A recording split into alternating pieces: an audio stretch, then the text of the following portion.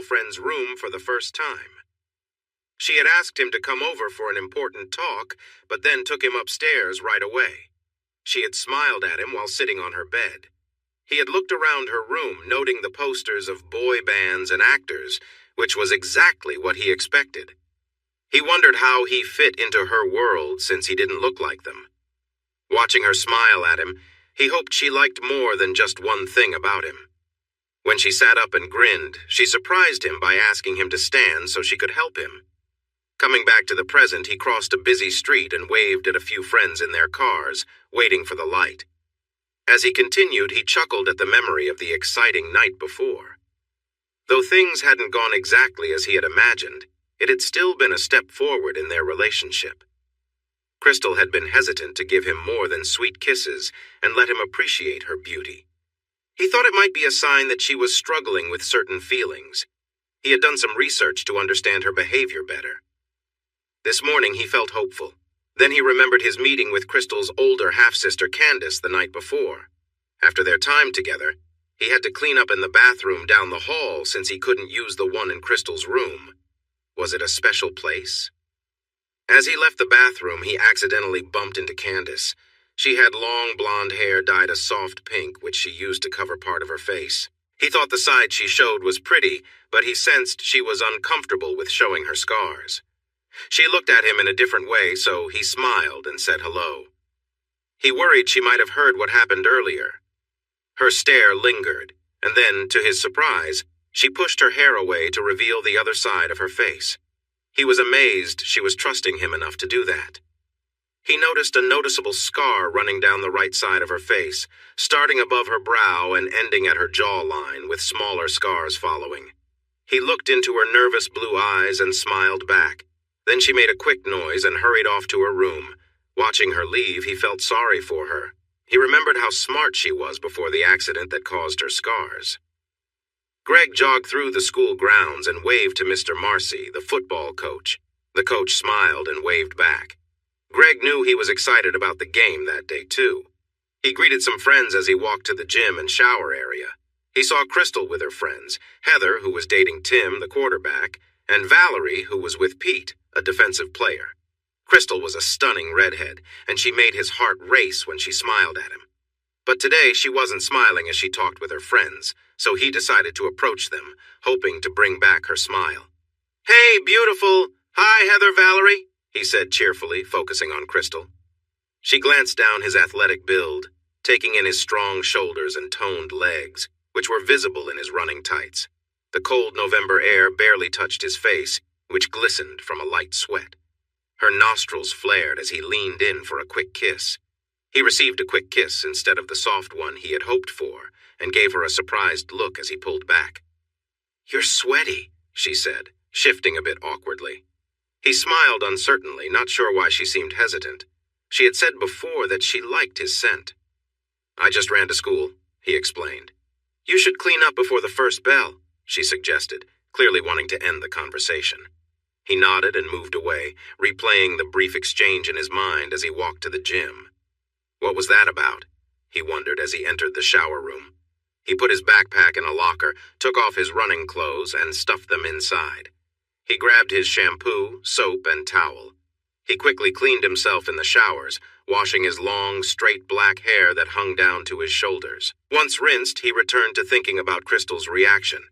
As he dried off and got dressed, an older worry came back to him. When Crystal first started dating him, he was very aware of how different their families were. Greg's family, the Hughes, owned a small software company. Most of their customers were from Europe and Asia. His dad traveled a lot for work, sometimes leaving Greg and his mom at home for weeks. While that wasn't ideal, Greg felt secure knowing his parents were happily married. Their business did well enough for them to live comfortably. In contrast, Crystal came from a wealthy family. Her father, Byron Tafferty, was the richest businessman in the area, maybe even the state. He owned all the mines and mining rights in their county and nearby areas. The Tafferty family helped build the town of Hampstead Hills nearly a century ago and played a big role in its growth. Greg worried that one day Crystal would realize she deserved someone from her own social class. Even though she told him she was happy, the worry never fully went away. The Tafferty family, once very influential, had shrunk to just 5 members. Byron, now in his 60s, was still a strong and clever businessman. It was said that he could be harsh, and Greg had come to believe those stories based on Crystal's tales. Byron was married to his second wife, Missy, who was tall and attractive, married shortly after the passing of his first wife, Ellie.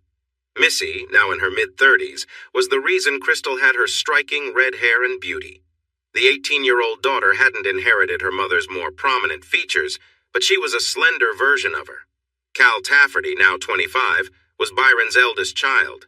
Ellie gave birth to her second child, Candace, but sadly she passed away during the delivery. Candace was now 21 years old. The Tafferty home was a large 8-bedroom mansion in the Oak Hills neighborhood. It was much bigger than the Hughes family's 2-bedroom house on Aspen Grove Crescent, which was on the other side of town. From what Crystal said in his own brief encounters with the man, Greg thought Cal was quite unpleasant. He was selfish, proud, and acted like he deserved everything. He relied on his family's money and status in the community.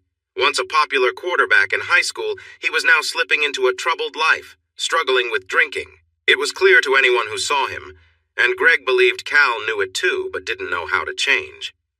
Candace had a sadder story, but Crystal didn't want to talk about her half-sister, especially when it came to recent events. Since Candace lost her mother at birth, she and her brother were mostly raised by the household staff. Missy looked after her own daughter under Byron's direction. Crystal had mentioned that her father blamed Candace for Ellie's death, even though Ellie had also faced difficulties giving birth to Cal. During her early years, Candace found comfort with the cook who cared for her until Byron discovered this and fired the cook that same day. This made Crystal upset as well. While Cal barely managed to keep up with his schoolwork, focusing more on football and his friends, Candace was very bright but struggled to connect with others. No one really liked her because her sharp comments pushed people away. She was smarter than most and made sure everyone knew it. Adding to this perception, she was also much taller than her peers. Candace started growing taller at a young age, setting her apart from other kids. She was always the tallest in her classes, and unfortunately, other children teased her, giving her the nickname Taffy for her height. By the time she graduated, she stood 6'2" with long, golden blonde hair. She often hid her face behind her hair. Tall and slim, she worked out in her home gym to keep fit and took care of her back because of her height. Despite how beautiful she was, she spent her high school years feeling alone. After graduating, Cal began to struggle with drinking. A few years later, Candace graduated at the top of her class but had no friends. This was where Crystal usually stopped talking and changed the subject, but Greg learned the story from people who knew. The year Candace graduated, there was a big party for her classmates, and, to everyone's surprise, she arrived in a taxi. Even though she tried to join in, no one talked to her, and she ended up drinking until she fell asleep on a porch swing. When she woke up, the party was ending, and someone had taken money from her wallet. She couldn't pay for the taxi home, so she called her family for a ride. Cal came to pick her up, having had a few drinks himself. He got her into his car and drove away quickly, not paying much attention. The next morning, people in town heard that Cal had crashed the car into a tree, and Candace was in the hospital with serious injuries. When Candace finally woke up, she showed signs of major brain injuries. She was no longer the smart young woman she used to be. She now acted like a young child. The sadness of it made Greg feel uneasy. The bell rang, bringing Greg back to the present. He had been sitting on the bench in the locker room, lost in thought. He quickly finished getting ready and hurried off to class. He would think about what was bothering Crystal later. "No, Candy, you can't go into the maternity ward," the nurse said. Large blue eyes looked back at Nurse Hershey. She was not fond of Candace. The very idea of mental challenges made her uncomfortable. Candy tried to enter the ward again, but heard a sigh behind her. A hand grabbed her arm and pulled her back. Candy held onto the door. Another sigh came, followed by a stronger pull that hurt. The nurse was acting out of fear, and Candace tightened her grip on the door. Frustrated, she said, "If you're going to be like this, I'll get Margaret. She's the head nurse and will make sure you can't volunteer here anymore. Is that what you want?" Candy pouted but kept holding onto the door with her blue eyes wide. With a frustrated huff, Hershey let go of Candace's arm and stormed off. As soon as the nurse turned the corner, Candace quickly released the door and hurried in the opposite direction, leaving the maternity ward behind. She had 10 minutes if she timed it right. She slipped into the stairwell and ran down 2 flights. She carefully peeked out the door to make sure no one was around. Earlier that morning, she had confirmed that the hospital's security cameras were not working. She made her way to the records room and used the key she had made from one on the custodian's keychain. It was a master key that would let her inside. She quietly entered and hurried down the aisles, looking at the boxes on the shelves for the date of the accident. Finally, she spotted it in a corner at the back. She listened carefully, but all was silent. Then she took down the file box and quickly flipped through the pages until she found the records for that night. She snapped pictures of the pages without really looking at them. She didn't have time. After putting them back, she found the file for Cal. Again, she took pictures, trying not to focus on the pages. But one number caught her attention. A blood test showed a blood alcohol level of 0, 134. She paused for a moment, knowing her brother had been drunk, but this was proof. It showed that the local sheriff's department had hidden information from their own test at the scene. They had overlooked the hospital's records. She quickly put the papers back into the box and returned it to the shelf. Looking at her watch, she realized she only had 3 minutes left. She retraced her steps to the maternity ward entrance and sat on the floor next to the door, resting her head on her knees. Taking deep breaths, she reminded herself of the saddest time she had, like the day the family cook was let go. "There she is! I told you!" a voice called out. "Be quiet. Let me talk to her," another voice replied. A gentle hand touched her dyed pink hair, and she looked up to see Margaret Stewart, the head nurse of the hospital. The older woman noticed the tears in her blue eyes. "Are you all right, dear?" she asked, with a caring Scottish accent. "My arm hurts," Candace replied softly. Margaret raised her eyebrows and carefully rolled up Candy's sleeve. She saw bruises from Nurse Hershey's tight grip, clear marks from fingers. Margaret lifted Candy's chin to meet her gaze. "Who did this?" Candy's eyes shifted to Hershey standing nearby. "She doesn't like me," she whispered. Margaret sighed. "Did you try to go into the maternity ward?" "Just at the doorway, to listen to the babies," Candy replied quietly. "All right, I'll talk to Nurse Hershey. For now, please stay away from the maternity ward." Candy opened her mouth as if to argue, then nodded instead. Margaret helped her stand, and Candy glanced at Hershey, who looked frustrated. "She promised not to go into the maternity ward. Let's talk to the nurses inside. I also need to discuss the bruises on Miss Tafferty's arm," Margaret said calmly, as Hershey reacted with disbelief. The head nurse stressed Candace's family name as a warning. Although some saw her as different, she was still a Tafferty. Candy walked away, feeling less worried about the nurses. In her mind, she was planning her next steps. She felt bad for having used Mrs. Stewart's kindness.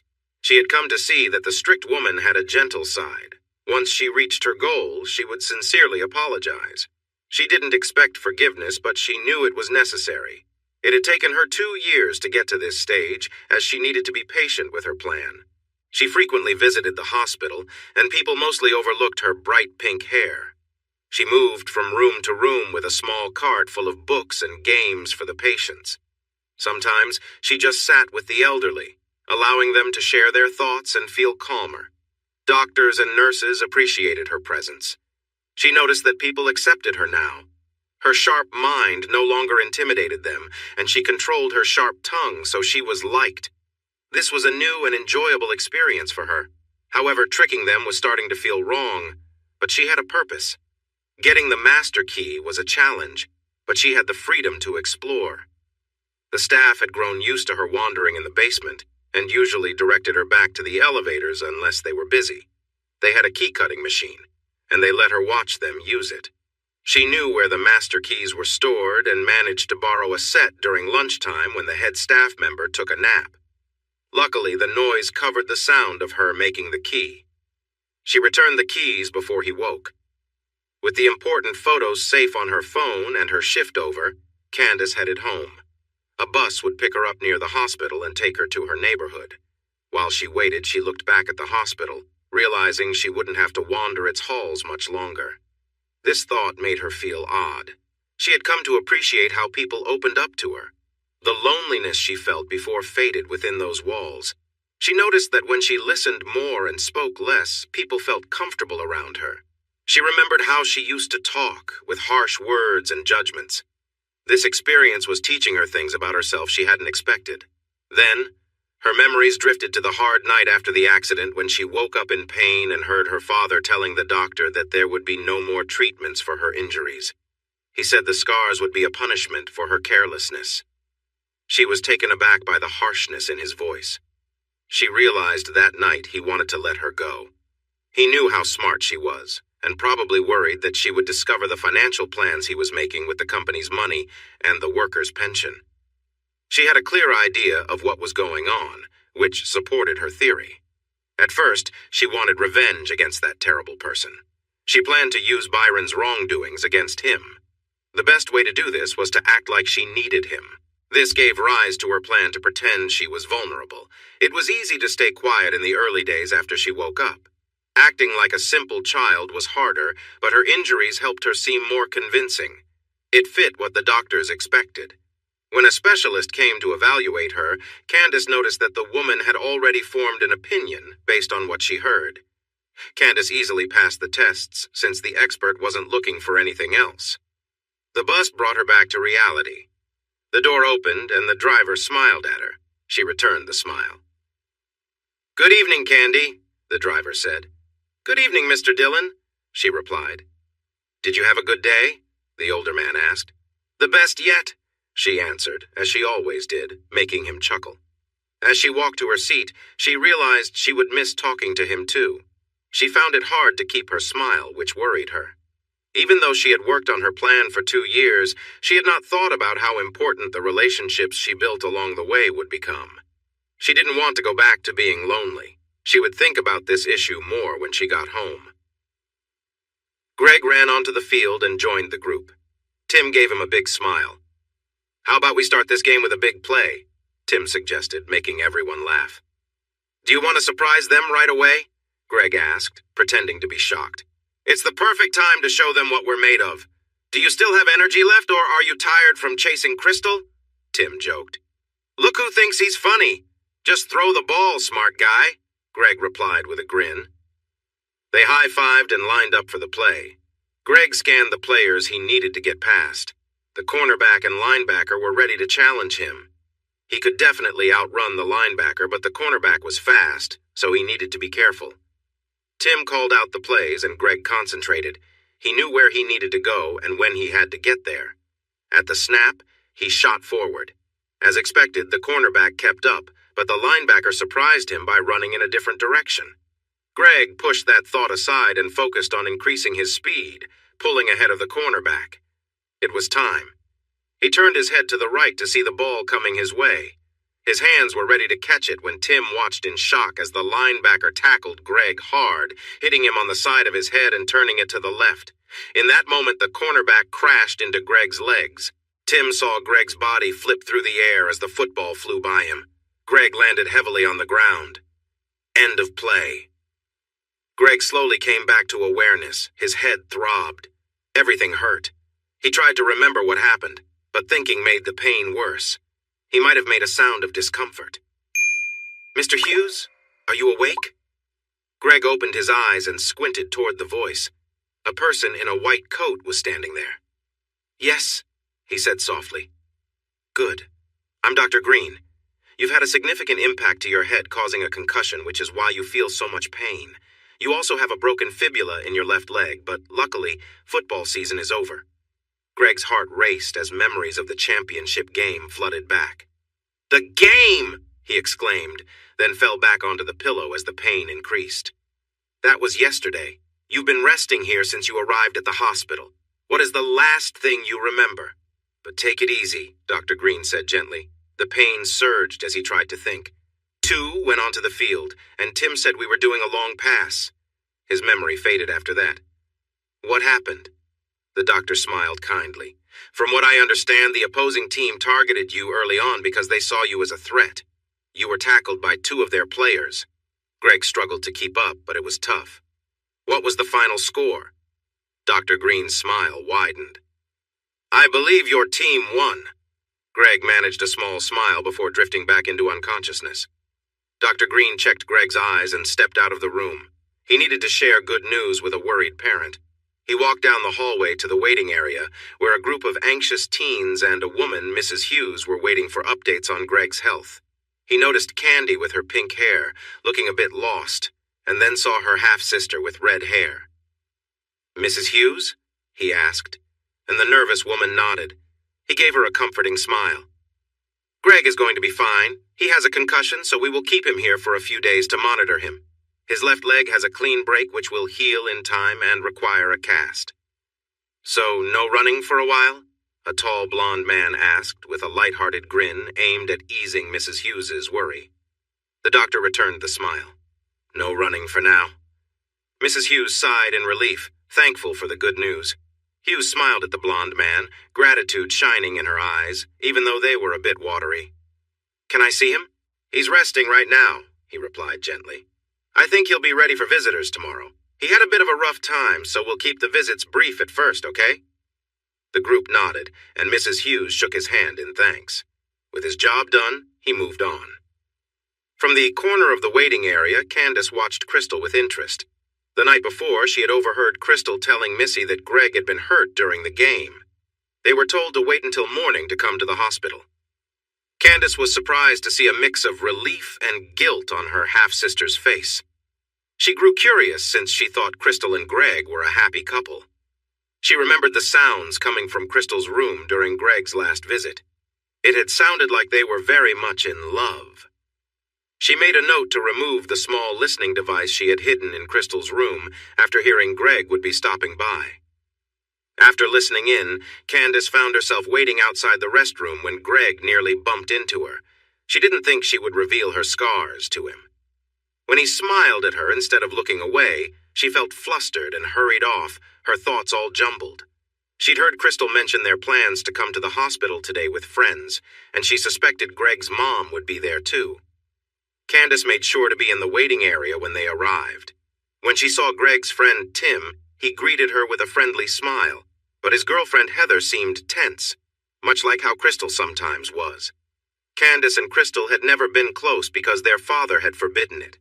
To keep Crystal safe from their father's anger, Candace kept her distance. With the doctor gone, Candace noticed that Greg's mom still looked worried. Tim hugged her and whispered something that made her smile when he let go. "Unlike Greg, who gets to relax today, some of us have part-time jobs that require us to work on Saturdays. We also need to share the good news since many people will want to know," Tim said, and everyone nodded along. Candace admired how Tim's reassuring words helped the woman feel stronger. His calmness made others feel at ease, unlike Cal, who could be a bit overwhelming. She expected Crystal to embrace Mrs. Hughes, but instead, Crystal was one of the first to leave the waiting area. This caught Mrs. Hughes off guard as she watched Crystal go. Without really knowing why, Candace stepped away from the wall and hugged Mrs. Hughes. At first, the older woman seemed surprised, but then she returned the embrace warmly. Hughes soon wrapped her arms around Candace, and they stood together in a warm embrace for a long moment. Candace gently let go and looked into Hughes's eyes to check if she was all right. "Thank you," Hughes said. "I don't think we've met before, but Greg brings everyone home." She smiled, thinking of her son. "I'm Candy, aren't you supposed to be doing your rounds?" Nurse Hershey interrupted firmly. Candace glanced at the nurse and quickly walked away. She didn't want to be near the unpleasant woman. Their last meeting had not gone well, and Nurse Hershey had been angry since then. Until Candace could complete her task, she knew she had to avoid her. She walked by Greg's room and paused outside the door for a moment. She promised herself she'd come back later to check on him. He was Crystal's boyfriend. Why did she feel so drawn to him? Crystal leaned back against the pillows on her bed.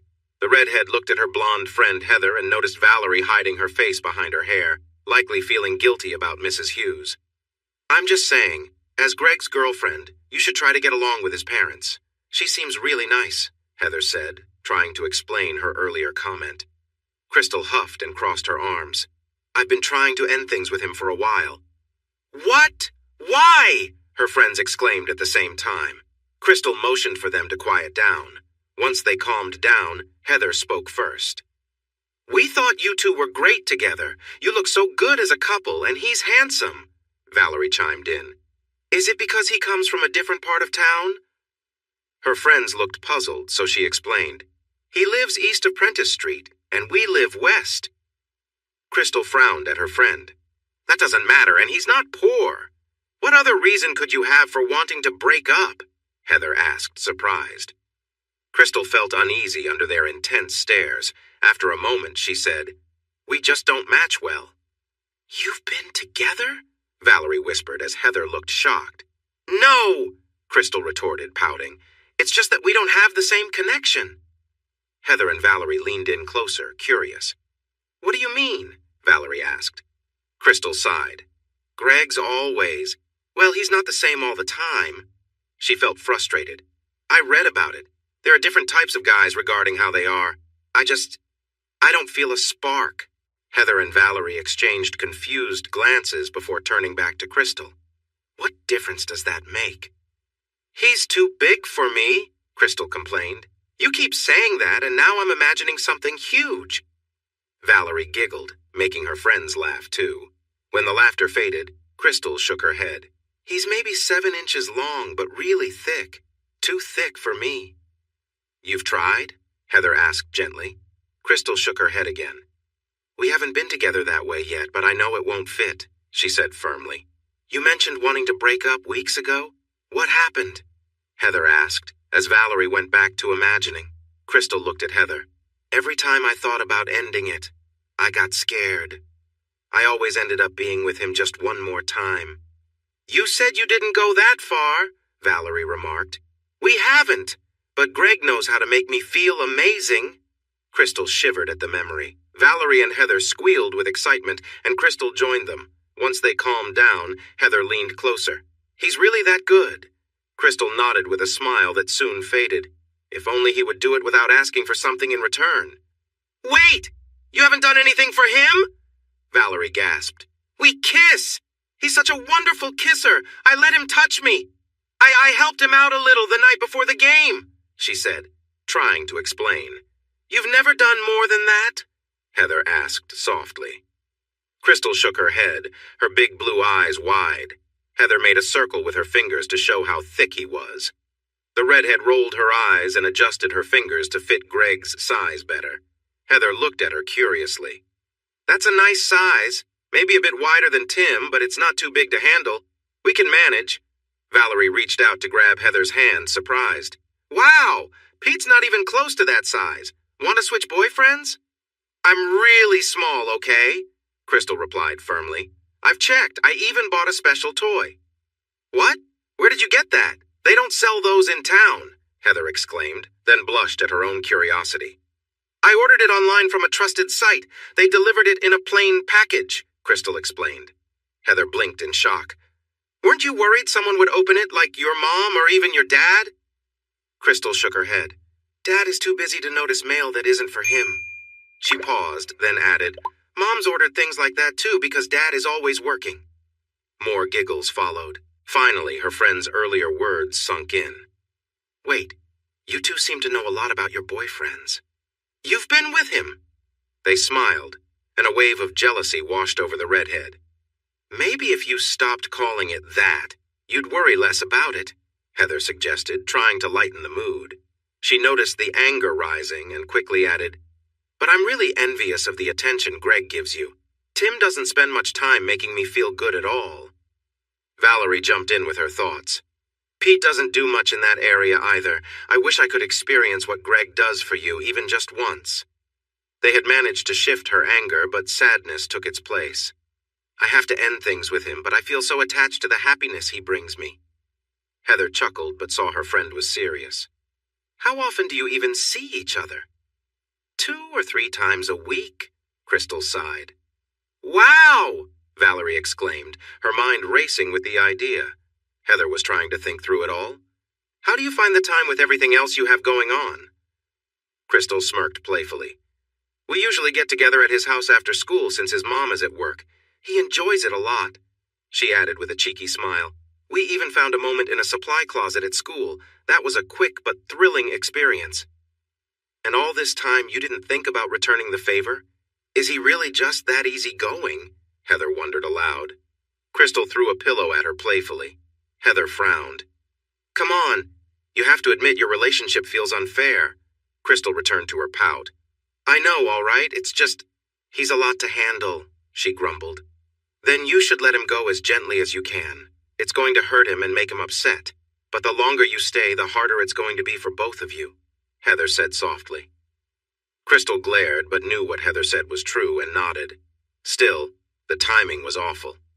Greg leaned back against his pillow, watching the clouds drift past his window. He felt a lot of his current peace and comfort came from the medicine he was taking. The concussion was finally getting better, and he only had to deal with his broken leg now. He heard a noise and turned to see his mom entering his room. The second bed was empty, so they had some privacy. Seeing her smile made him smile in return. Hi, Mom. Her smile grew wider, lighting up her eyes. He loved seeing her happy. Good morning, sweetie. How are you feeling today? She asked. I'm feeling pretty good, if you know what I mean, he replied with a grin. Her smile turned into a playful smirk. Should I ask the doctor to lower your medicine? Please don't. I think it's too soon for that. I can still feel some pain behind the good feelings from the medicine. I'm thankful for it right now, he said, wincing slightly as if to prove his point. Her face showed worry again when she noticed him flinch a little. Is there anything I can do for you? She asked, holding his hand gently. He smiled back at her to reassure her. Not right now. I think the doctors are managing. Have you heard from Dad? She nodded, a smile returning to her face. He called last night and wishes you a quick recovery. How did his meeting go? Greg asked, closing his eyes to ease the pain in his head. When he felt warmth on his forehead, he opened his eyes and saw his mom pulling back. It went well, but talks are still ongoing. I can see you're still hurting from your concussion, so I'm heading to work now. I will check on you later, okay? He nodded and smiled, feeling himself start to drift off again. It seemed he still had a long way to go in recovering from his concussion. Greg turned his gaze to the window to watch the clouds go by, but soon drifted off to sleep before he could see them moving. Candace did her rounds and timed her visit to Greg's room for when the nurses were busy with other patients. She hid her cart behind a spare bed. When the hallway was clear, she quietly entered his room and listened. The only sound was Greg's calm breathing as he rested. She tiptoed closer and looked down at his peaceful face. He seemed so relaxed and innocent. But deep down, he wasn't innocent. He had experiences with Crystal that Candace yearned for herself. It felt unfair. She had never had a boyfriend. She had never been kissed. She had never felt a man's touch. Candace longed for those things, and it seemed like Crystal was wasting them. Last night, before she could take her listening device away from Crystal's room, she overheard her sister and her friends giggling behind a closed door. Unable to help herself, she listened in and heard her sister's confessions. Candace bit her lip as she imagined Greg being close, his hands in her hair, his warmth beside her.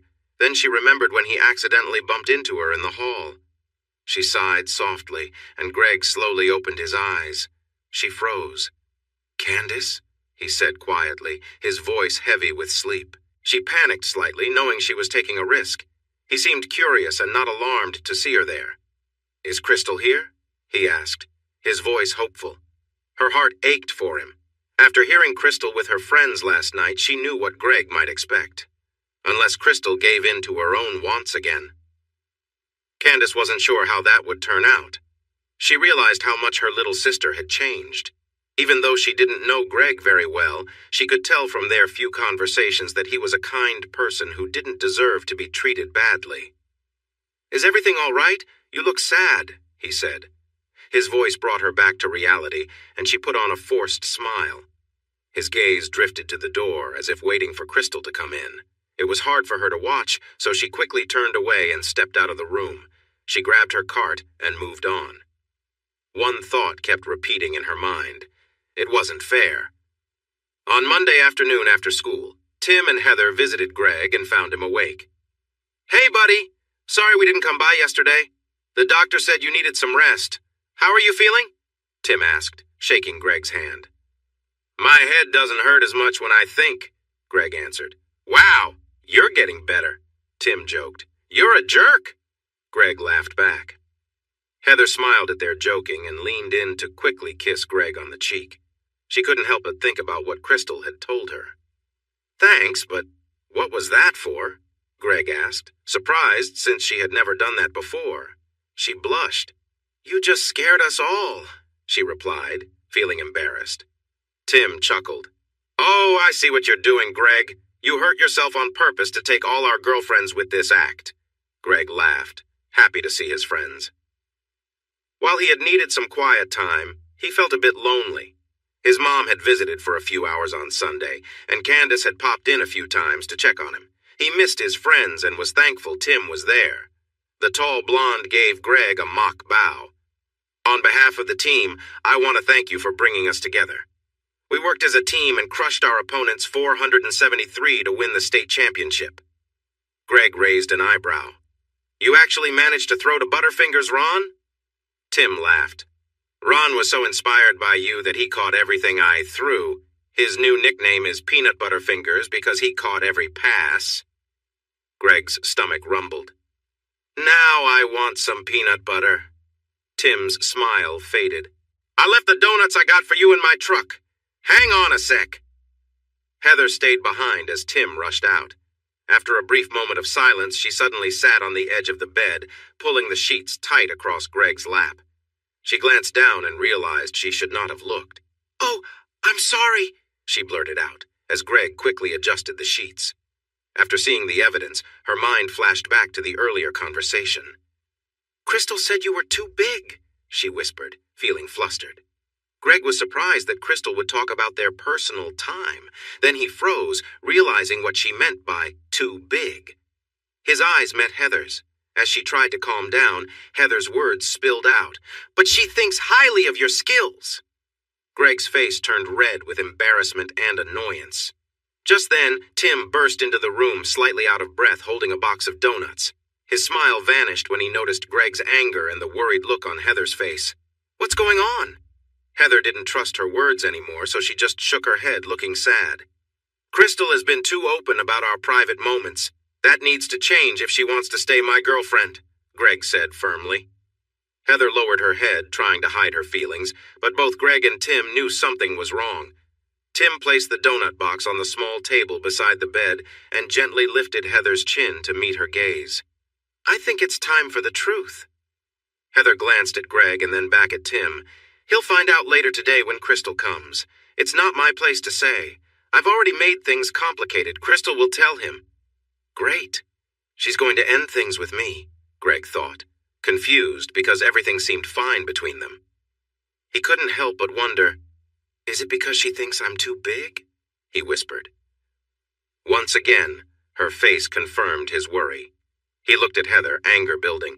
Why did she keep leading me on? She used me and left me frustrated. I was patient. Heather flinched at his outburst and glanced at Tim for support, but Tim's sympathy was clearly with Greg. Nurse Stewart entered the room, frowning. What's going on? No shouting allowed in the hospital. Heather stood near Tim, looking sorrowful. The head nurse saw the distress on Greg's face. It seems visiting hours for your friends are over for today, Mr. Hughes. That's fine with me. I only want to see my mom anyway, he replied, forcing out words about Crystal. The nurse nodded in understanding. Greg looked at Tim, who nodded back, and he turned to stare out the window, ignoring Heather. Nurse Stewart motioned for the couple to leave the room, and they did, with her following close behind. She informed the other nurses about the visiting restrictions for Greg, and the ward returned to its quiet routine. Crystal arrived in the ward 10 minutes before visiting hours were over. She had spent hours choosing the right words to gently let Greg down. She had practiced her story so much that it felt real to her. She imagined many ways he might respond. In her favorite scenario, Greg would kindly ask to stay friends, but with some extra closeness. As she walked down the hall, she realized she didn't even know what room he was in. She stopped at the nurse's station where two women were talking behind the desk. Excuse me, could you tell me which room Greg Hughes is in? She asked. The older woman looked at her with recognition. One of the perks of being a Tafferty, she thought. The woman came to the counter, but she didn't look friendly. Her body seemed tense. "Mr. Hughes is not seeing anyone today." Crystal felt a wave of surprise. "What? Is he okay?" she asked, worried he was having problems from his recent injury. The senior nurse softened a bit. "No, he is recovering well. He had a visitor earlier who left him upset, and he requested no more visitors except for his mother." "But I'm his!" "And especially not you. I'm sorry, Miss Tafferty." Crystal stepped back in shock. Was he upset with her? Wait, someone had come to see him and made him angry? "Who were his last visitors?" she asked quietly. The nurse shook her head. "I didn't catch their names. They seemed to be his friends, a tall blonde man and his blonde girlfriend." Heather, how could she do this? Crystal turned and dashed out of the hospital. Tears blurred her vision as she rushed past a woman entering. She squeaked and quickly moved aside, hurrying to her car.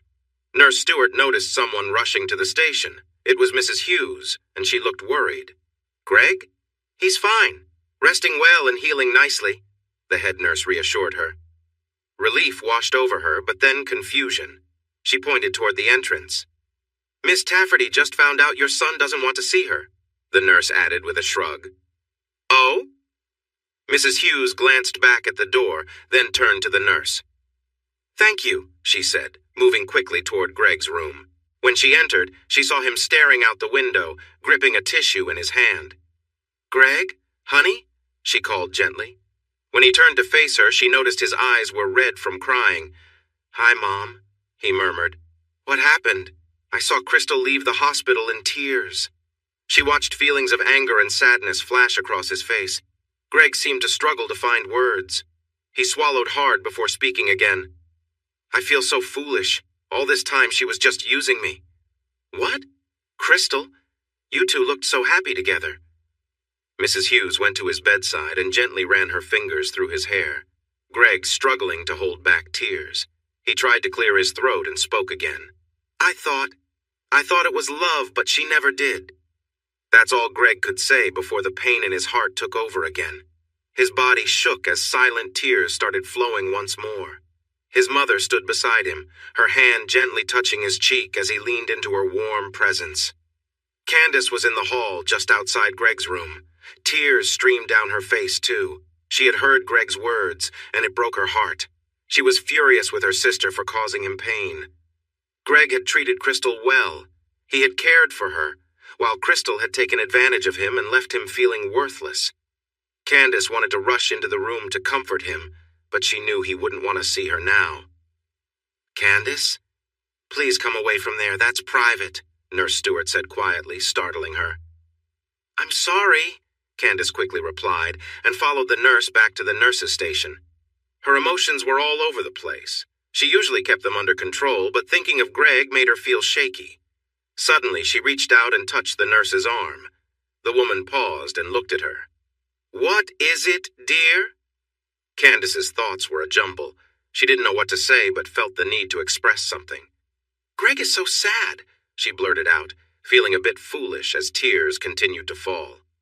Margaret's face softened, and she wrapped her arms around Candace. "Broken hearts are tough, but usually get better. He has friends and his mother who will help him. He'll be okay. In time." The nurse released Candace and gave her a warm smile before heading back to her duties. Candace stood in the hall and realized being there wasn't helping. It was time to go home. Crystal took another gulp of her father's whiskey, wincing as it burned her throat. When she finished, she noticed the bottle was empty. It had been half full when she started. As she tried to put it back on the bar, she missed and dropped it.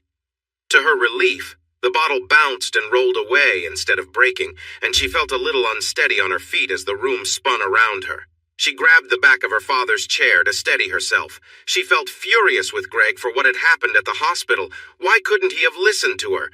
She would have ended things without all the drama, and they could have parted as friends. Maybe he would have still wanted to be close to her in some way. Crystal felt a strange mix of emotions as anger surged through her. She knew she had hurt him, and that realization stung. She felt a deep sense of regret, but she believed she could have eased his pain if only she had spoken to him before Heather told him everything. Crystal turned back to the bar, grabbed another bottle, and poured herself a drink. She slammed the bottle down and stared at it to make sure it stayed there. Then she knocked back the shot. It went down, but the burning sensation was worse than she expected. She coughed and let go of her glass as she stumbled back from the bar. She bumped into the arm of a chair and fell against it. She tried to turn, but the arm hit her hard. Pain shot through her and she felt sick, spilling her drink onto the carpet beside the chair. Her head spun so much that she fainted right there. Byron was in a bad mood when he got home. He had to fire one of the accountants after catching him snooping where he shouldn't have been. The new accounts Byron set up to move money from the pension fund and the corporate accounts were ready to go. That rude employee, Taylor, almost found the entries in the logs before Byron could erase them. Security quickly took the confused man out of the building before he could check the logs. Taylor had some warnings on his record, so his swift exit wouldn't cause Byron too many problems. All he needed was 2 days to create a nice savings for himself at his private estate in French Polynesia. He stood in the large entrance of his mansion and looked at the old portraits of his ancestors. Their stern faces seemed to watch over him, judging him. Forget them. The Tafferty legacy ended with him. His son was a drunken fool with neither the ambition nor the smarts to carry on the family business. Candace had caused the loss of the woman he loved, and Crystal was just another self-centered person. After Ellie passed away, everything changed for Byron. All his plans and dreams for the future lost their meaning. She had been the only bright spot in his life. With her gone, his life felt like it had come to a standstill, and he took a moment to think about it. Before that day, he had followed the steps of his ancestors. He had put his time and energy into growing the family business and helping the community. He didn't enjoy it, but he understood his duties and did them. His father had made sure he learned that lesson well. But with the loss of the woman he wished to grow old with, his role in the company and the community felt hollow. Instead, he planned a new path that put his own wants above his responsibilities to the business, the community, and even to his family. He had married Missy to have someone pretty by his side at the social events he was expected to attend. She wasn't the best companion, but he soon lost interest in her because they didn't connect. He gave her a child to keep her busy, even though he didn't want another baby since he already had 2 kids, and it was Ellie who had wanted them. For 20 years, he had been working on his plan. It was carefully thought out and almost complete. He was just days away from accessing the employee pension funds, which were finally ready to be moved. He planned to transfer the money into his personal bank account abroad. At the same time, he would move the company's cash into another offshore account. Then he could escape to a tropical paradise and leave behind the business, the dull town, and the family members he found burdensome. He sighed deeply. Soon. For now, he just wanted to relax and have a drink for a little while. As he walked into his study, a terrible smell hit him. He noticed an empty scotch bottle on the floor, and his son's name came to mind, filling him with anger as he stepped into the room. His emotions shifted when he saw Crystal sprawled out on his chair looking very disheveled. She reeked of alcohol, and there was a mess on the carpet. Byron was fed up with her spoiled behavior. He lifted her skirt and tugged at her underwear. The sound of skin hitting skin jolted the drunken girl awake. A second and third slap brought her more to her senses. "Ah!"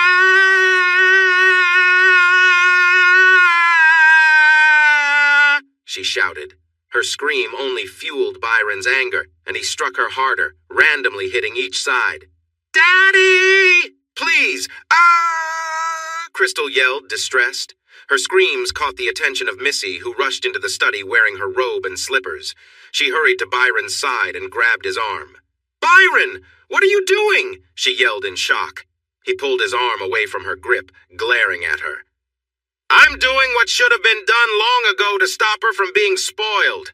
You give in to her too much." He slapped Crystal again, making her scream louder, and Missy finally snapped out of her shock and tried to grab his arm again. But instead, he accidentally hit her with his hand. She stumbled backwards, tripped over the empty bottle, and crashed into the liquor cart, hitting her head. She fell to the ground, and some things shattered, cutting her arm in the process. "God damn it! Look at the mess you've made!" Byron shouted at Missy. Candace stood just outside the study, holding her phone close to her ear. She heard it ring, and then someone picked up. 911, what's your emergency? Candace took a steadying breath to stay in character. Daddy is hurting Missy and Crystal. He knocked Missy down and she's bleeding. I think they're hurt. Who's speaking? Asked the operator. Candy Tafferty, Candace replied, catching the operator sighing at the call. All right, Candy, I'm sending ambulances and a police car to your address, okay? Stay on the line. Candy, are you snooping? Cal's voice came from behind her. He grabbed the phone out of her hand and pushed her back against the wall. Her head throbbed from the impact. He glanced into the study, noticing Missy lying still on the floor with blood on her clothes. Is that blood? The 911 operator's voice was still on the line. Sir? Who am I speaking to? Cal finally looked at the phone in irritation and hung up. He dragged Candace into the study and tossed her phone onto the couch. As she fell onto the cushions, she quickly grabbed the phone and hid it under her waistband. She glanced up at Cal, who was distracted, assessing Crystal's injuries. She's got some cuts, Cal remarked. What were you using on her? Byron looked down, noticing blood on his ring. Outside, flashing red and blue lights signaled the arrival of the police and ambulance. Byron scowled. Why are they here? He barked at Cal. Cal raised his hands defensively. It was Candy! A loud knock came at the front door. Cal simply stared, smirking at his father. Go tell them to leave, Byron ordered. Cal huffed, irritated. That's a cop. He won't just listen to me. Get to the door! Be useful for once! Byron shouted. Cal threw Byron a defiant look and left. Candace quickly moved to check on Missy, noticing a deep cut on her arm. She found a cloth napkin from a nearby cart and tied it tightly around Missy's wound to stop the bleeding. Suddenly she felt a blow to her head and everything spun. Byron was dragging her away from Missy, gripping her hair tightly. The pain made her cry out. Are you pretending? He hissed, glaring down at her. Candace stared up, her wide eyes filled with real fear. He looked like he might hurt her again, and her head was still spinning from his hit. She needed him to fall for her trick. You're hurting me, she cried in a small voice. Then his gaze shifted from doubt to disgust as he bought into her act once more. He let go of her hair with another tug and turned to see a police officer standing in the hallway with a worried look on his face. The officer stepped inside to make room for the paramedics who were coming in. Two of them arrived right away. One went to Missy and the other quickly moved to Crystal. Candace knew she had to leave the house tonight. If the paramedics were taking her stepmom and sister to the hospital, that would be the safest place for her, too. The police wouldn't keep her safe. She silently slipped away while the officer talked quietly to Byron. She hurried up the stairs to her bedroom and changed her clothes, right down to her undergarments. Her head still hurt from his hit, and she wondered if she had a concussion. She grabbed her little Hello Kitty purse, swung it across her body, and went back downstairs. Hearing Byron and Cal arguing loudly, she quickly ran outside and climbed into the back of the ambulance with Missy strapped to a gurney. The paramedic closed the back door and noticed her. No, Candy, you need to stay home. She shook her head and winced. The man frowned and climbed in. He quickly checked the bruising on the side of her face and looked at her pupils. His expression changed as he realized what had happened. Looks like he hurt you too, the man said. He turned and closed the doors. Let's go, he called to the driver, and they set off. Another ambulance followed, but the police car stayed at the house. On the way to the hospital, the paramedic glanced at Candace, who was leaning against the wall, looking tired. Did you put the napkin on this woman's injury? He asked. She nodded, careful not to move too much. You did a good job. You may have helped her a lot, he said, and Candace gave him a weak smile. Soon they arrived at the hospital, and Candace's headache got worse. She had trouble keeping her eyes open. They checked her in along with Crystal and Missy, but since her injury wasn't as urgent, they put her in a waiting area. The emergency room was very busy, and the ambulances quickly went back out. Candace heard someone mention a multi-car accident on the nearby highway. She was holding her head in her hands as the pain throbbed when Nurse Stewart came to talk to her. Candace, dear, why are you still here? Then she noticed the wristband. Oh, what happened? Daddy hit me, she managed to say while pointing to the side of her head. He hurt Crystal and Missy too. Margaret checked Candace's eyes and frowned. It seems you might have a concussion, but you'll need to wait for the doctor to confirm. Back to work already, Margaret? She smiled at the younger man who walked into the small room to do the same check she had done. Dr. Markle, why would I want your job when I enjoy my own respect and responsibility? He laughed and nodded. I agree with your assessment. There is also a cut on her temple near her hairline. He frowned. Could it be from a ring? He looked at Candace. Who hurt you? She glanced at the doctor, then at Margaret, who nodded. Daddy. Why did he do that? The doctor asked. I put a napkin on Missy's cut to stop it from bleeding. The doctor turned to the nurse and she explained. Missy is Candace's stepmother. But the doctor continued. How did Missy get hurt? My head hurts and I'm really tired, Candace said, feeling bad for making them ask more questions. We'll get you a bed, but we just need a bit more information, Markle said. Margaret frowned. It's unlikely anything you hear would be allowed in court. And remember who this is about? The doctor looked away for a moment. He sighed and then turned back to the nurse. Get her a room. We'll keep her overnight for observation. I'll see if her stepmother wants to talk. Margaret nodded and told Candace, Just wait here while I find you a room. Candace closed her eyes, drifting in and out until someone finally put her in a wheelchair and brought her to a new room. The next time she woke up, she was in a hospital gown, resting in bed. A nurse leaned over to speak to her. We'll check on you several times tonight. This is just to be careful. You're safe now. Candace smiled at her. Safe. If only the nurse knew. As long as her father was free, she wouldn't truly be safe. Good morning, sleepyhead. Greg opened his eyes and smiled when he heard his mom's voice. His eyes widened fully when he saw both his mom and dad beside his bed. The curtain was drawn and he wasn't alone anymore. Dad, you're back? He gasped. The man smiled and took his hand. Back? I might be a bit tired, but I'm pretty sure I'm in a hospital. Greg's mom rolled her eyes and playfully tapped her husband's arm. George, don't tease him. She looked at her son. How does your head feel today? He smiled at her. Much better. No pain at all. Does this mean I can come home? I think we'll find out this afternoon, his mom said, and he nodded. Greg frowned and looked at his dad. I thought you'd be away for another 2 weeks. George smiled. Your mother updated me on how you're doing after the accident, and I thought you could use some help during your first week back home. I'll work remotely in the evenings. Your mom can't take more time off. She made a sound of disagreement. It's true, Marion. We made great progress on the project, and now we just need to fine-tune a few details. That should take about a week or two. We're still ahead of schedule. Greg couldn't stop smiling, and his parents smiled back at him. Then a woman's sobs came from the doorway. Greg's smile faded as the voice sounded familiar. He looked at his mother, whose face showed concern. Is that Crystal? He asked softly. Marion nodded. I overheard some nurses talking while we waited to see you. There was an incident at the Tafferty's house last night. Byron hurt Crystal, and she had surgery. Her mother did too. They're both in the room across the hall. We're not sure what happened to the mother. Candace is in the next room with a head injury. How could someone hurt a woman who needs help? Greg reacted angrily. Many people are wondering the same. The problem is that the man who did this is very powerful and respected in this town. Greg's gaze drifted back to the door and the sound of Crystal crying. He felt strange that he wasn't feeling happy about the situation. I hope I can go home soon. I'm not sure how much of this I can handle. I hate what she did to me, and I'm really upset with her.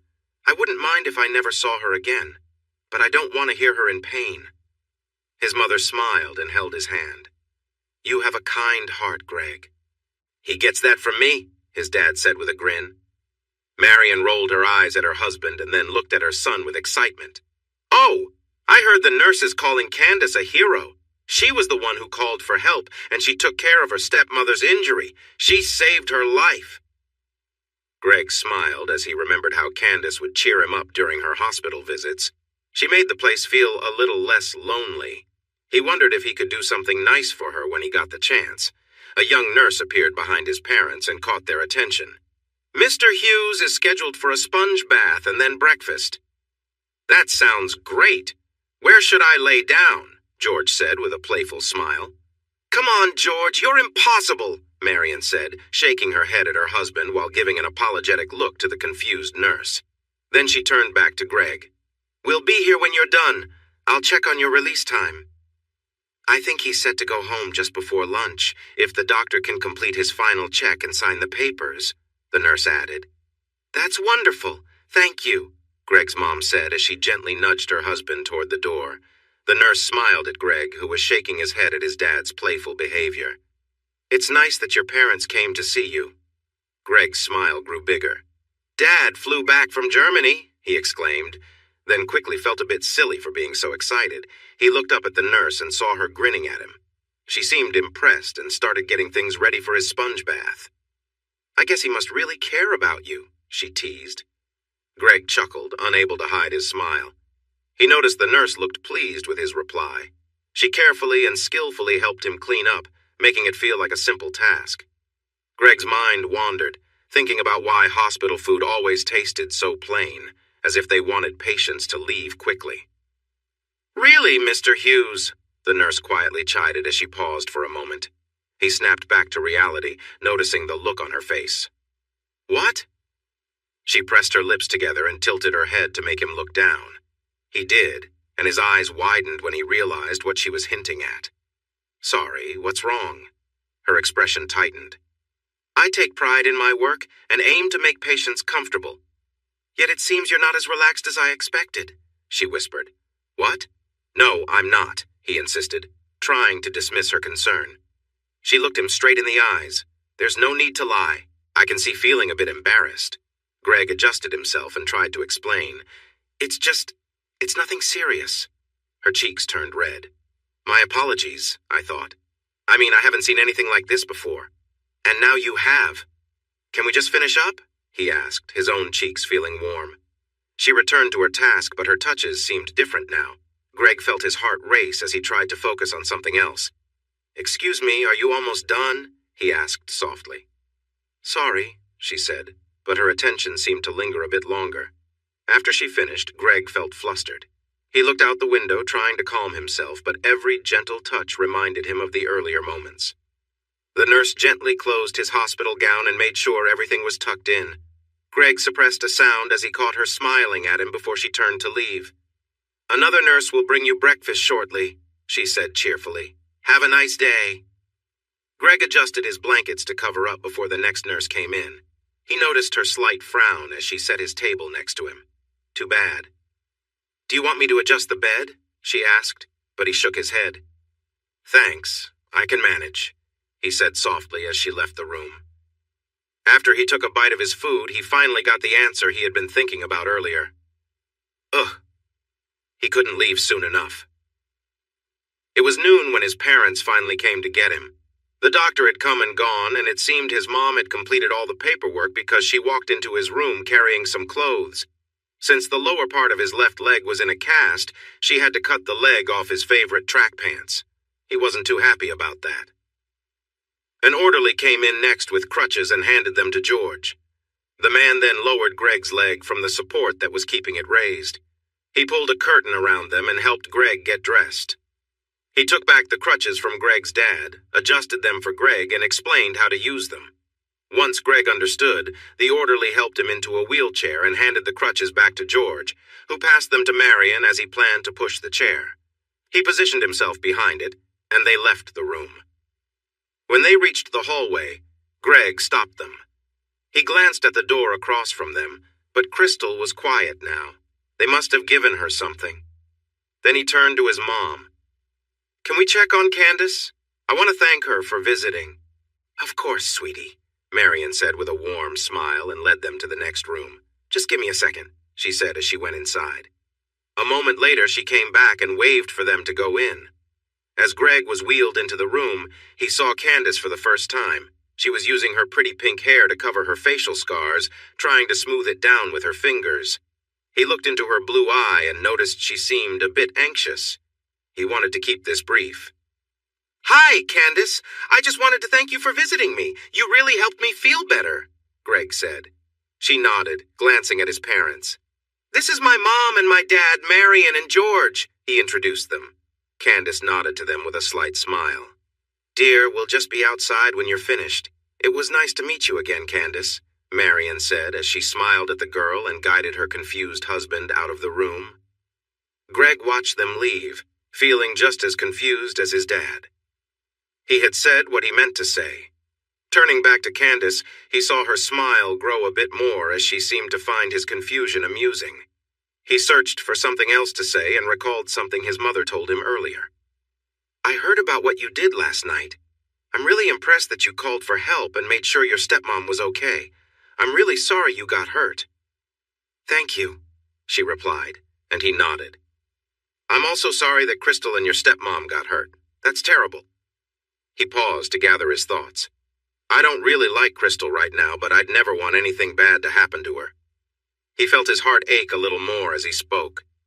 He sighed and looked up to see two beautiful blue eyes watching him closely. She had pulled her hair back, and he had never seen her like this before. His heart skipped a beat as he admired her beauty. He looked down and swallowed hard, realizing how hurt he still felt after Crystal's betrayal. You're not her boyfriend? Candace asked carefully. He looked into her eyes again, surprised, and shook his head. No, not anymore. I don't have a girlfriend. You could be mine, she said suddenly. Greg was so surprised he almost laughed, but stopped himself when he saw the hope in her eyes. Instead, he smiled at her. I've just been turned down by your sister. My heart still hurts from that. Just like I need time for my leg to heal, I need time for my heart to heal too. Besides, I'd never want anyone to think I'm dating you just to get back at her. You deserve better than that. You wouldn't do that, she insisted. He couldn't help but chuckle at how sincerely she defended him. Thank you. You're right, I wouldn't. He sighed as he admired her lovely features. Unfortunately, I don't think the adults would let us be boyfriend and girlfriend. He gave her a sad look, then glanced quickly at the doorway. We can talk about this another time once I have healed from both my injuries. I should go back to my parents now. My dad flew in from Germany to help me. He must be tired. Thanks again for checking on me. It really meant a lot. Candace nodded at him. Greg thought she looked a bit sad but also frustrated, and he wondered why. He tried to move the wheelchair backward but got stuck.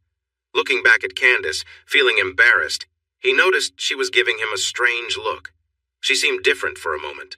Confused, he looked over his shoulder into the hallway. Dad? His dad entered the room and helped him out of the stuck position. They waved at Candace, and George wheeled Greg out into the hall. His mom came forward and met his gaze. Would you like to see how Crystal and her mom are doing? He shook his head. Neither of us is ready to talk. Let's go home. Dad must be tired, and I'm really hungry for real food. Marian chuckled and brushed his hair back. She then turned to her husband. Let's go home, dear, George smiled. Of course, honey. Greg made a face. Ew, pet names. I did not need to hear that. His parents laughed as they wheeled their son out of the hospital. Candace leaned back against her pillow, shaking a little at how close she'd come to ruining 2 years of effort. Her feelings for Greg surprised her. There was no doubt she was attracted to him, so much so that she had tried to get him to be her boyfriend. She rubbed her face with her hands. She felt the scar on her face and remembered how Greg looked at her, noticing her bare face. He didn't seem disgusted or uncomfortable. There was no pity in his gaze. What she saw could have been her own wishful thinking. She saw longing and a kind of sadness mixed in with it. He was right. It was too soon after his breakup with Crystal. Then he mentioned that the adults didn't want them to be together. That's when she understood how big her mistake was. In wanting him, she had lost herself. She was acting like a child, almost forgetting who she really was. There was no way he could be with her, not the way she hoped, not until she was ready to tell him the truth. And then? Would Greg understand? Would he be able to forgive her? Could he care for her? Would anyone? She felt tears on her cheeks and realized she was crying. Her sobs broke free from her tight chest. The room blurred through her tears and she struggled to breathe. It felt like she was suffocating. Easy now, just breathe. Warm arms wrapped around her, pulling her close to a soft chest. The fabric felt stiff, like a uniform, and slowly her panic began to pass. She felt herself being rocked gently while someone whispered soothing words, cutting through her chaos. You'll be okay. Everything will be all right. That voice finally registered in her mind. It was Margaret Stewart. She held on to her tightly and tried to calm her racing heart as her sobs continued. She felt so alone.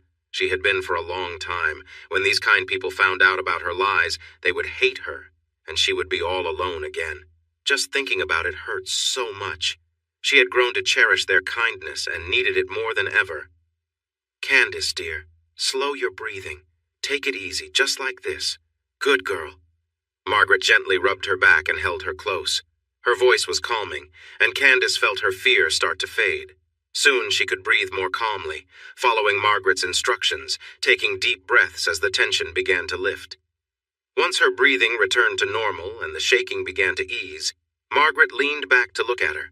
Brown eyes met blue and she smiled. "Feeling better now?" Candace nodded, still too shaky to speak. "Can you share why you were crying? What troubled you?" the nurse asked softly. It took her a few tries, her lips quivering too much to form words, but she managed to get one word out.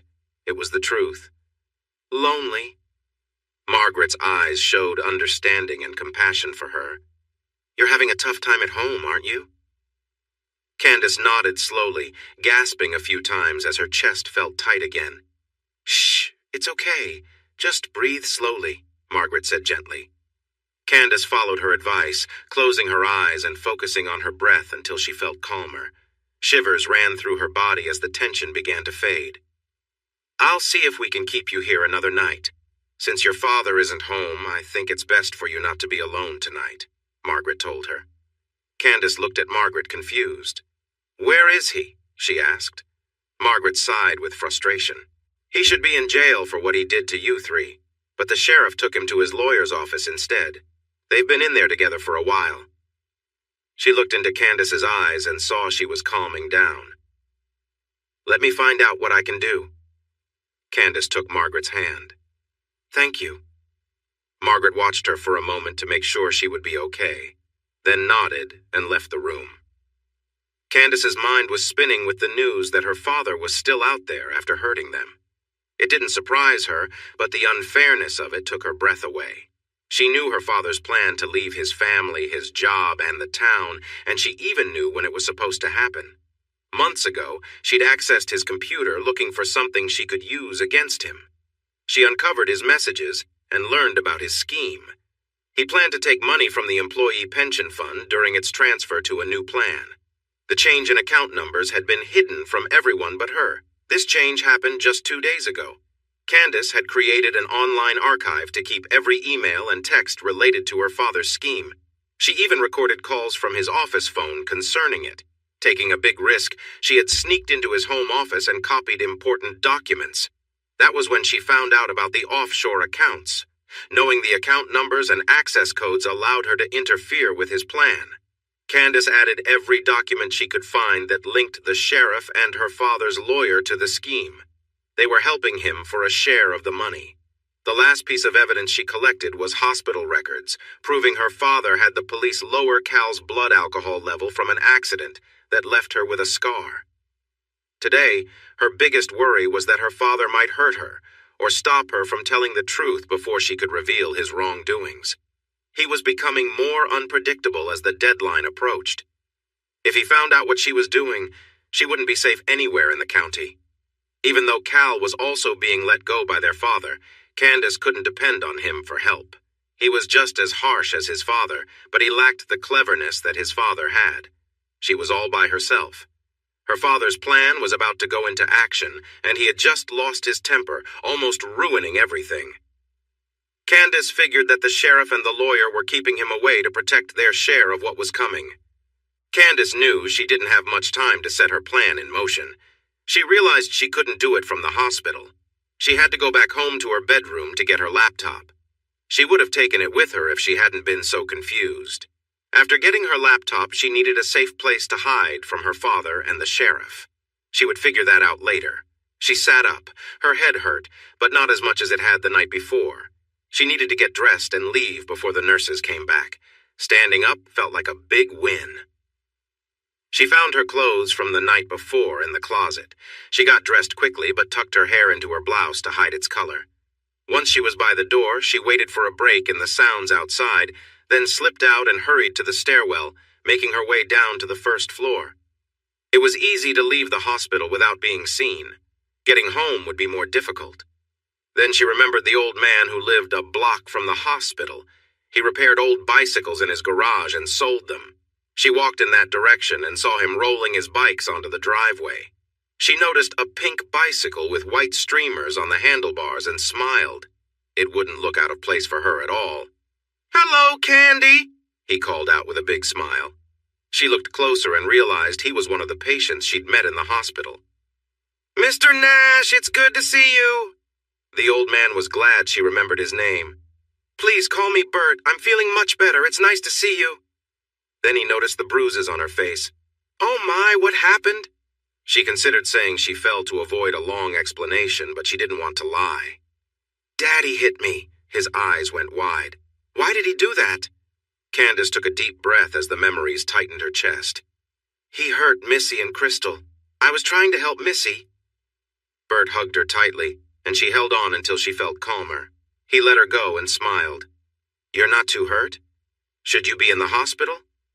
She shook her head gently, wincing at the movement. "I'm okay." Candace pointed at the pink bicycle lined up with the others. "I'd like to buy that one." He looked at the pink bike and grinned. "It seems just right for you," he teased. She smiled and nodded in agreement. "Here's what I'm going to do. Because you were so understanding and listened to my complaints, I want you to have this for free," he said with a smile as he moved the bicycle closer. Candace looked surprised. "I can pay." "No, I really want you to have it. Please," Bert said kindly. After looking into his eyes, she nodded. She gave him another hug. "Thank you." Bert's face turned a bit red from the hug, but he remained polite. "You're welcome," he replied. She admired the bicycle, which had wide tires, an upright seating position with handlebars that curved back, and a frame that was easy to get on and off. It has 7 speeds you control by turning the right side grip. The first gear is for going up hills, and the 7th is for speeding along flat roads. These are the hand brakes. The right side is for the back brake, and the left side is for the front brake. Use the right one more often. Wait a moment. I think I have a helmet that will fit you. Bert went into his garage while Candace got used to the bicycle's controls. She raised the seat a bit to make it more comfortable. "It's not pink, but yellow is nice too," Bert said, as he came back with a bright yellow helmet. He placed it on her head, and she leaned forward so he could adjust the straps. He stepped back and smiled at her. "You look great," he said. She felt a bit shy. She didn't think she looked that way, but she appreciated his kind words. "Thank you, and thank you for the bicycle." He nodded, and she hopped on the cruiser and rode down his driveway to the sidewalk. She had ridden bikes when she was younger, but it had been a long time, so she felt a bit wobbly at first. However, as the saying goes, she quickly got the hang of it. The wide, soft seat was comfortable, which helped. She couldn't pedal too hard because her heartbeat would speed up and make her head hurt. Candace rode through the neighborhood that led back to her home, keeping an eye out for her father's car or a police car. The most nerve-wracking part was the long stretch through the wooded area filled with large houses. Fortunately, she didn't see anyone as she finally reached her driveway. As she rode toward the house, she noticed her brother's car parked out front. She went around to the side of the house and leaned her bike against the wall. She placed the helmet on the seat and quietly moved to the back. Looking through the windows, she didn't see Cal, so she unlocked the back door and let herself in. She listened closely, but the house was quiet. She tiptoed up the stairs to the second floor and carefully passed Cal's closed door to enter her bedroom. She packed a backpack with her computer, chargers, and the journals she had kept hidden. Then she packed some clothes into her bag. She didn't notice Cal's quiet footsteps on the carpet and was taken by surprise when he pushed her hard from behind. She toppled over the mattress of her bed, hitting the wall and slipping into the narrow space between the bed and the wall. She winced from the pain in her back and shoulder. One leg was still on the bed, but she was sliding down into the tight gap. Cal grunted as he pulled on the bedpost, moving the bed further from the wall and making her slide even more. As she tried to get back onto the bed, Candace's hand landed on something. It felt smooth, and when she looked, She realized it was a dumbbell she'd dropped there a week ago. Rough hands grabbed her ankle, pulling her back onto the bed while she twisted to get on her back. "You messed everything up!" Cal shouted, his words slurred as he tugged her further onto the mattress. Her hands were above her head, hidden from him, but the smell of alcohol on his breath made her feel sick. He moved to sit on her when she swung the 5-pound weight at his nose with all her strength. He cried out and fell backward off the bed, landing on the floor. Candace quickly got to her feet and kicked him as hard as she could. He yelled and curled up on his side. She dropped the weight, grabbed her backpack, and stuffed in a few more items. Then she looked down at him. "You are a terrible brother, and you will always be a loser." He stared at her in shock, his expression showing he was hurt. Candace turned and left the room as he tried to say something, but it only came out as a groan. Once outside, she hopped on her bike, adjusting her helmet before pedaling quickly away. She figured out the gears and sped up. She needed to get away from this neighborhood. Just before she reached the end of their street, she heard Cal's loud yell from behind her. "I'll get you!" She glanced back and saw him stumble into his car, starting the engine. Panic rushed through her as she pedaled harder. There wasn't much cover as she rode out of the neighborhood. The road twisted through large, well-kept homes with big lawns, tennis courts, and swimming pools. Most pools were closed for winter, but the Gordon family's tennis court had a heated dome, and their pool was indoors. Candace pedaled as fast as she could, but she could hear the loud roar of Cal's car getting closer. She knew she had to leave the road. It was too open here. Candace frantically searched for a way off the road when a Mustang sped out of the driveway, its tires squealing as it raced ahead, swerving wildly from side to side. Feeling Cal closing in on her, she turned quickly onto the front lawn of the Gordons' property, which had a series of flower beds along the road. The low stone walls prevented Cal from following, but he raced alongside her, yelling from his window. She couldn't hear him over the loud engine. His car hit the curb and he jerked the wheel, trying to regain control as he slammed on the brakes. She sped ahead, but the sound of his engine told her he was still gaining on her. She realized she would soon lose the shelter of the gardens as the lawn spread out in front of her, so she pedaled faster and went deeper into the property. Ahead was a small creek with a bridge, and beyond it, she could see the glassed-in pool at the top of a small hill. She pushed hard toward the bridge. The Mustang roared as Cal drove over the curb, chasing his sister across the uneven ground. Candace's bike handled the bumps better, while the car bounced and swerved. Cal struggled to keep it steady, being thrown around in his seat. This made him press harder on the gas and then ease off, making the car lurch even more.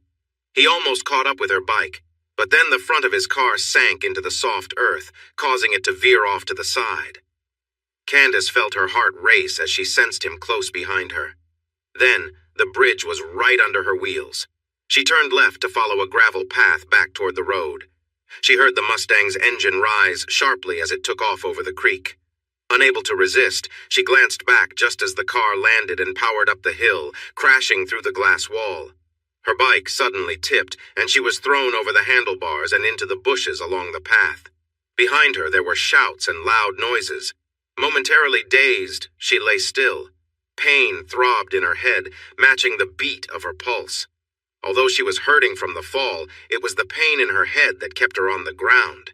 When she finally found the strength to sit up and pull herself out of the bushes, she was dirty, scratched, and covered in leaves. She looked back at the pool house and heard glass shatter as more pieces fell from the broken structure. Voices shouted and panicked sounds came from inside the building, but no one seemed to notice her. She carefully picked up her bicycle and walked down the gravel path, limping from her scrapes. When she reached the road, she hopped back on her bike and slowly pedaled away until she left her neighborhood. She sighed in relief that her bicycle was okay. She soon took random turns to explore deeper into the suburban streets, moving away from home toward the other side of town. As she crossed the train tracks on Prentice Street, she remembered something Crystal's friend had said about Greg living this way. She wondered how that girl was managing to get through school. No, she pushed away those negative thoughts and tried to stay positive. Finally, she stopped at a small park and shivered as dark clouds began to gather. Looking up worriedly, she thought it might even snow. That made her think twice. She needed a place with internet access. She had to act fast but didn't know where to go or what to do. The hospital offered free Wi-Fi in certain spots, but she would stand out too much there, and the library would be the same. She couldn't afford to rent a hotel room since people thought she was naive. Candace felt alone, with no friends or anyone to help her. She fought back tears. Then a raindrop landed on her nose, surprising her. She looked up, and another drop hit her forehead. She knew she needed to find some shelter. Moments later, she was standing with her bike in heavy rain, feeling lost. She was surrounded by nice homes filled with families, but she felt utterly alone. "Candy, oh my gosh, what are you doing out here? Come inside before you catch cold." Candace jumped at the sudden voice and looked down into the kind eyes of Greg's mother. His father appeared beside them, holding a big umbrella. She stared at them in disbelief. How did they find her? "Marion, take her inside. I'll take care of her bike," the man said gently, handing her the umbrella. The woman took Candace's hand and led her away from the bike as George kept it steady. With Marion's arm around her, they walked past 2 homes and up to the front door of a lovely ranch-style house. George followed behind and wheeled the bicycle into the garage.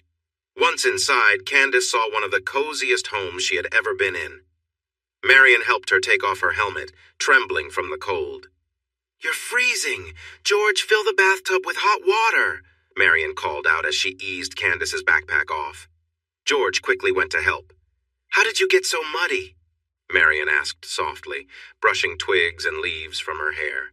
She looked into Candace's eyes. "Did you fall off your bicycle?"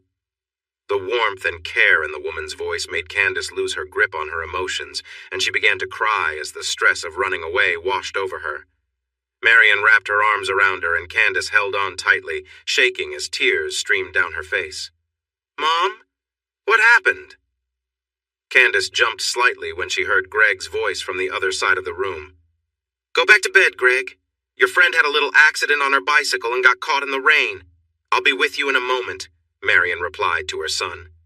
Candace quickly wiped her watery eyes but saw Greg's worried look before he turned awkwardly to leave with his crutches. Just then, his father walked in.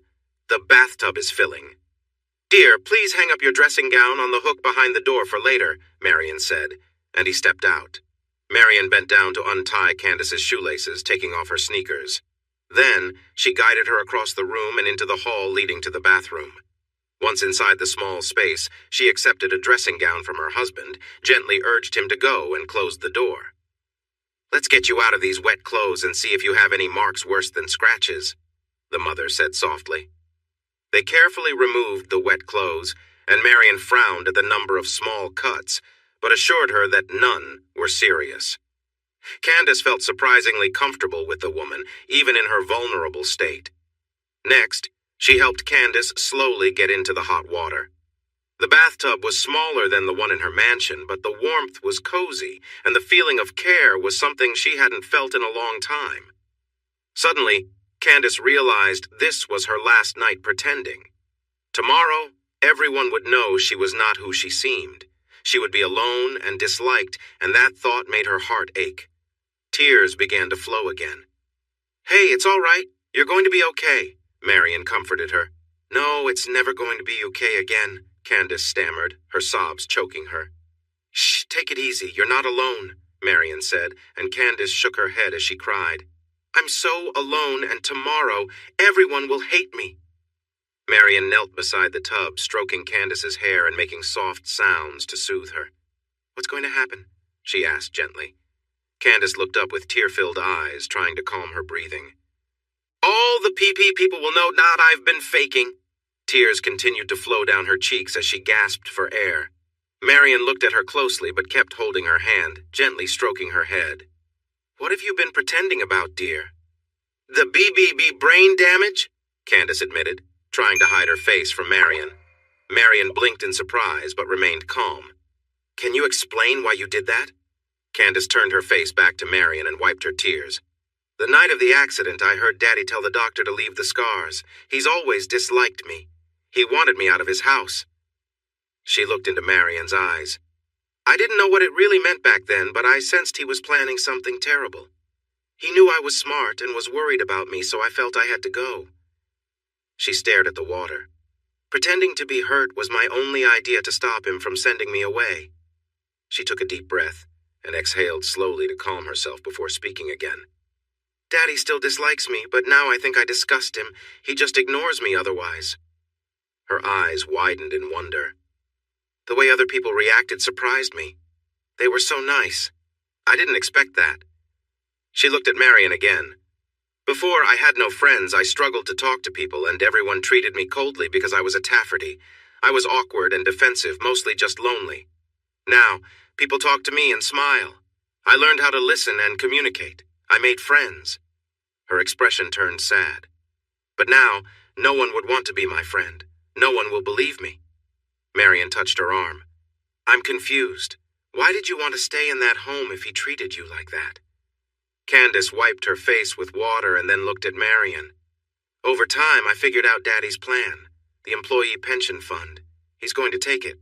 The plan is happening tomorrow, but he changed the numbers to make the money go to his account instead. He's also moving the company's money at the same time to another account as he leaves for French Polynesia. His lawyer and the sheriff are helping him for a share. She locked eyes with Marion. I have to stop him. How? Marion asked, surprised. I have proof. I'm going to make sure he gets caught. I'm going to protect the workers and the company. Only I can do it. Her expression darkened. But once I do that, everyone will know I wasn't honest about my condition. Tears came back to her eyes as she thought about how lonely her life would become. She covered her face, knowing she couldn't go back to how things were before. It's true. People will be surprised and hurt. Some may react badly to feeling deceived, but most will understand if you can protect the workers and the company, especially if you truly apologize for it, Marion said gently. Candace peered at Marion through her fingers. I don't dislike you, and you shared with me, Marion said with a smile. Candace shook her head. I've hardly talked to you. I've been dishonest with others for 2 years, she said sadly. It won't be simple. Apologize. Be patient. Understand their feelings, and some will surprise you. Treasure those moments and understand that some people may not be strong enough to move past them, Marion said. There was a soft knock on the door. Marion frowned at the interruption and turned toward the door. Don't open that door unless you're ready for what might happen next, she said firmly. Sorry, dear, but the news says our guest is missing from the hospital, and there's some troubling news about her, came the voice from outside. Marion rolled her eyes and looked back at Candace, who was watching her with concern. We'll keep you safe here tonight. We won't tell anyone where you are. Candace relaxed a little.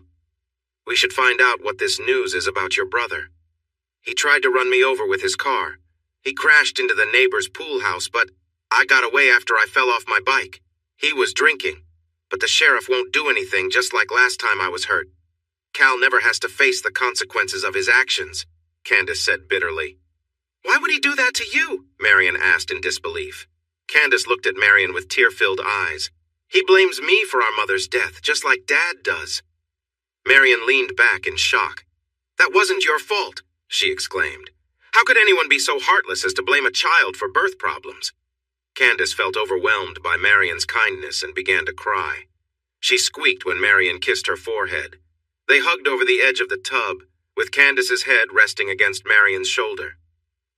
I'm sorry you've been through so much. Please know you're safe with us now, Marion said gently, and Candace held on a little tighter as she sniffed. The voice came through the door again. Should I call someone? George Hughes, don't do that. Just wait until I come out, Marion scolded. Oh, okay. Marion then gently held Candace's face in her hands and looked into her eyes. You relax in the tub, and when you're ready, there's a towel there to dry off. I don't have any clothes for you. My backpack, Candace said. Ah, I'll get that for you. There's also a robe you can wear. She pointed to the towel and robe. Take your time. I'll wash and dry your wet clothes. Marion picked up the wet clothes from the floor, smiled warmly at Candace, and left the bathroom. A moment later, the door opened slightly to place the backpack on the floor. Then Candace was alone in the cozy room. For the first time she could remember, she felt herself truly relaxing. She looked around at the pictures on the walls and the comforting decorations. The warmth of the room and the heat of the water helped her unwind, and soon her eyes began to droop. The tub was too small for her to slip under the water, so she rested her head back and closed her eyes. She felt. Greg sat on the edge of the couch, his legs stretched out in front of him. He watched as his parents talked quietly together. "You know I'm an adult now. I should be part of these conversations," he said, a bit frustrated. They both looked at him with a hint of guilt. His mom nodded and came to sit beside him, while his dad took a seat on his favorite chair. "Candace needs our help," his mom started. "Didn't the news say she was missing from the hospital?" Greg asked. His mom nodded. "She needed to leave because she has something important to do tomorrow." Greg felt confused. He couldn't think of anything Candace might need to do that would make his mom act this way.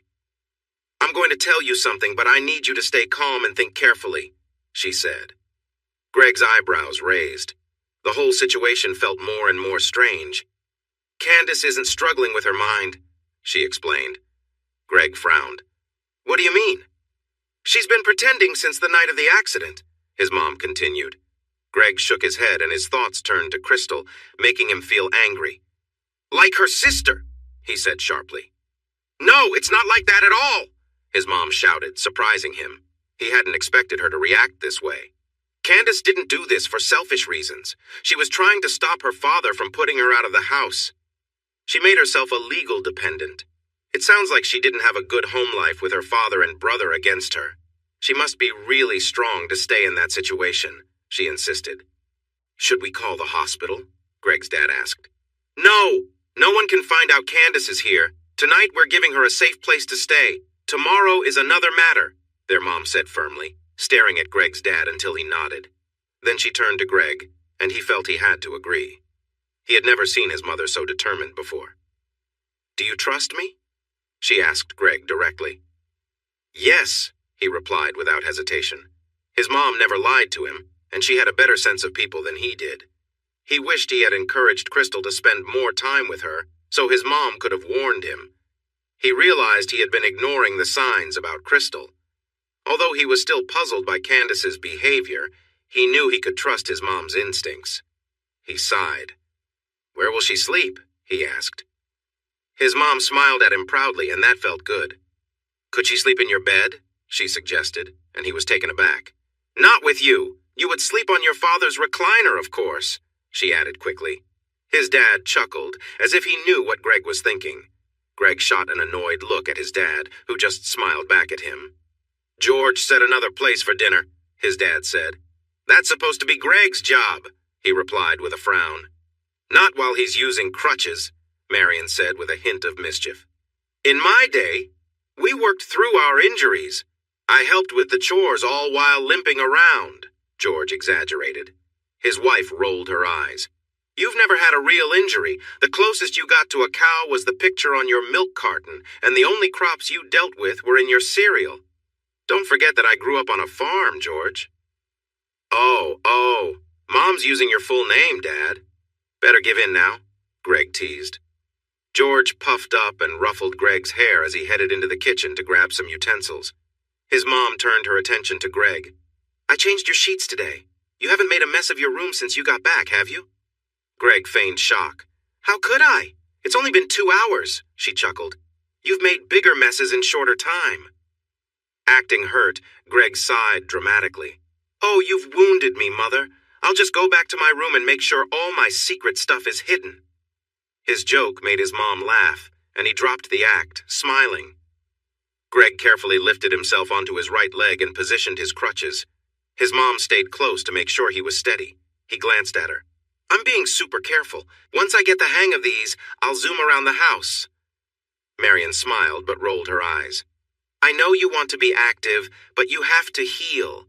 It will be tough being held back like this." "Yeah, I'm already feeling it," he admitted, frowning. "Be patient.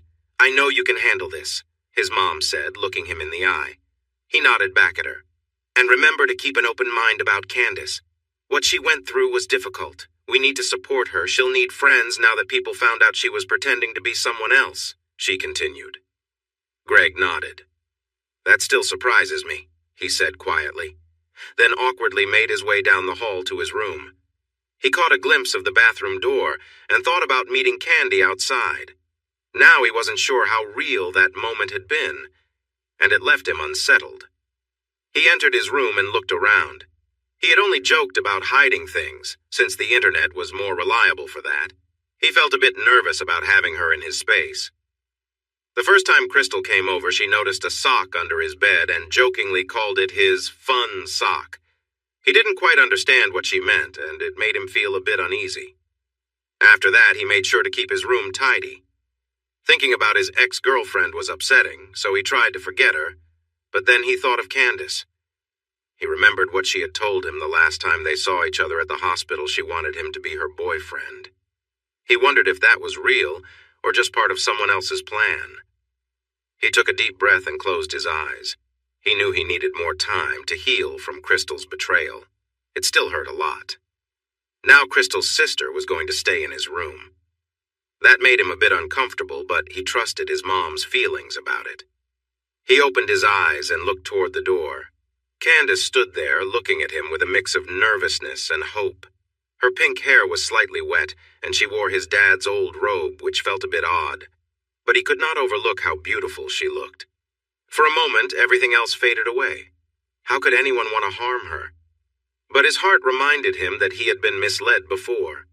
He turned away, feeling a pinch of sadness. "I'm sorry," Candace said softly. He almost didn't catch her quiet apology. When he looked back at her, he saw that she seemed ashamed. He moved closer, and she lowered her head even more. Without thinking, he gently lifted her chin so he could see her eyes again. They held a glimmer of hope. "I'm not upset with you. I was just thinking about Crystal's betrayal. Mom tells me you've been acting differently since your accident, but she believes there's a good reason behind it. I haven't always trusted the women in your family, but I trust my mom's judgment, and she supports you." "So, I do too." Candace beamed, and a tear slipped down her cheek. He instinctively wiped the tear away before realizing what he had done. His face turned red as he pulled back. "Sorry, I think dinner is ready. Will you join us?" He looked away, feeling embarrassed. "Yes," she replied. He noticed her backpack and said, "You can leave your bag here since you'll be sleeping in my room tonight. I'll be on the recliner," Greg stammered, his cheeks feeling warm. Candace giggled, her eyes sparkling. He stepped back to let her in. "I need to change," she said quietly. He nodded and pointed to the hall. "We'll be in the dining room." He hurried away, only noticing the door close when he was almost to the restroom. His mom looked up when he came in, raising her eyebrows as she noticed his blush. "She's really pretty," Greg muttered before he could stop himself. Marion smiled at her son. "I wouldn't say too pretty, but she is quite lovely." Greg felt a little pain in his leg and winced, but his mom noticed. "Take your seat. Dinner is ready," she said, giving his arm a gentle pat. He nodded and carefully settled into his chair. It felt good to sit. "Is it time for your next pill?" Marion asked. "I'll wait until after dinner.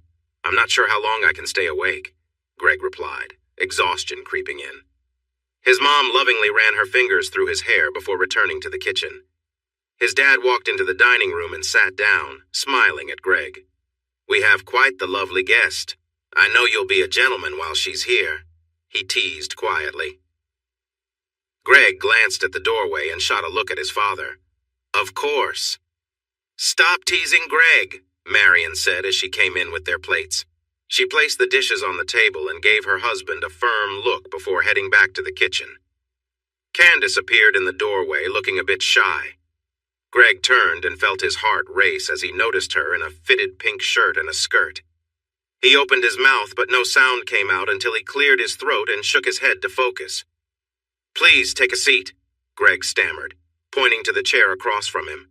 She smiled and moved to sit down. Greg glanced at his dad, who seemed a little flustered too. His mom came back with the last plates, noticing the expressions on the men's faces before sitting down. She placed a plate in front of Candace, and then took her own seat. "Is the house warm enough for you, Candace?" she asked, noticing that Candace seemed a bit chilly. Candace looked at Marion and nodded slightly. "I packed in a hurry and didn't grab warmer clothes," she said softly. Marion glanced at George and Greg. "Start eating." With that, she stood and signaled for Candace to follow her into the kitchen, leaving Greg and his dad behind. "You're in for a long night," George finally said quietly, giving in to his urge to tease his son. "Dad!" Greg exclaimed, feeling embarrassed and turning to focus on his meal. A few minutes later, his mom returned with Candace beside her. Greg's eyes widened again as he noticed her black tights with flames on them around her calves. She still wore the snug shirt, but she had on his black running jacket, which was only partly zipped. It couldn't close over her figure completely, but it covered her well. She looked warmer. Who was he kidding? She looked amazing. His mom took his surprised expression as disapproval. "You won't be needing your running outfit for a while, and this jacket is nice and warm," Marion said firmly. He shook his head slightly as he looked at her. "No, it's all good," he replied, trying to sound calm. Candace's nervous smile turned to one of happiness as she watched him. They sat down at the table, and Greg tried hard to focus on his meal. He was very aware of how good Candace looked in his favorite tights. Now, he wished he had chosen different underwear as he felt awkward in his loose track pants. The conversation was light, but Greg struggled to concentrate through the growing discomfort in his leg and the tiredness he felt, especially with Candace sitting so close. He felt a sharp throb in his leg just as his mother stood up. "I think you need a pill now. Then it's time to relax in the recliner," she said. He nodded and pushed himself back from the table. He caught a glimpse of concern in Candace's eyes and forced a smile as he carefully moved to the bathroom to brush his teeth. Afterward, he returned to the living room. His mom was nearby as he settled into the recliner and let out a sigh of relief. Marion handed him the pill with a glass of water. He took it and leaned the chair back to stretch out. His mom draped a blanket over him and kissed his forehead. "Thanks, Mom," he murmured sleepily. "Sleep well, Greg." She watched as he closed his eyes and then walked back to the dining room. Candace looked a bit tired, too, but Marion had a few questions. "Who will you report this to?" she asked. Candace met Marion's gaze. "I know an agent in the FBI who handles these situations. I'll give him full access to all the files I've gathered and let him know the schedule. The transfer is set for 10 a.m. tomorrow, but the money won't stay in the accounts your father set up. I arranged for it to move into new accounts I created to return it to the pension fund and the company. He won't have access to those. I'll inform the investment firm of the new accounts once the transfer is done. When your father finds out the money is gone, he won't react well. Since the sheriff is involved, he might look for you. We should be careful," Marion said, and George's eyes widened. "We should involve the state police," he suggested, and Marion nodded. Candace smiled and stifled a yawn. "And that's your cue to get some rest, young lady," Marion said kindly. Candace smiled back at them. "I'm sorry for pulling you into this. I just don't have anyone else." Tears started to fill her eyes. Marion moved closer and hugged her gently. She softly calmed her and kissed her on the forehead, which made Candace smile a little. "Come on, get some rest. We'll handle everything in the morning," Marion said kindly but firmly. Candace stood up and let Marion guide her down the hallway to Greg's room again. "We'll see you in the morning." "Sweet dreams," Marion said, and Candace managed a shaky smile and nodded, unable to speak. With the door closed behind her and the room lit by a small desk lamp, Candace looked around. This was the first time she had spent time in a boy's room. She took a deep breath and caught Greg's familiar scent. It gave her a little thrill. Fighting another yawn, she moved to the bed and pulled back the covers before settling onto the mattress. She felt a little sore from a fall off her bike, but the warm bath had helped. As she snuggled under the covers, she breathed in again. The sheets were clean and soft, and the comforter still held Greg's comforting smell. If she wasn't so tired, she might have considered exploring her feelings, but she didn't want to risk making a mess.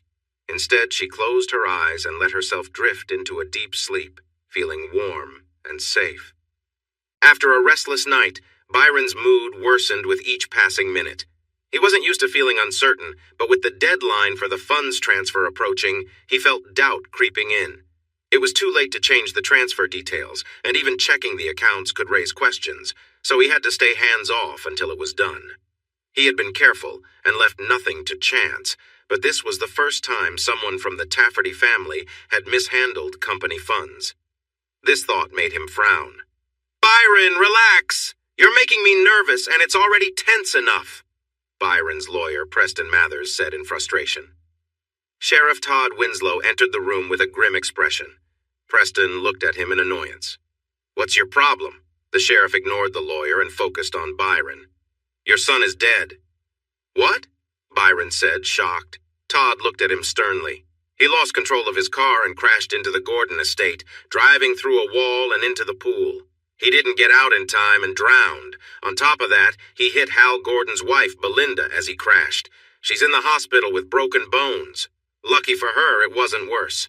Hal is furious. Byron felt overwhelmed. The timing felt too coincidental. He would have to stay for the funeral, and today was supposed to be his departure.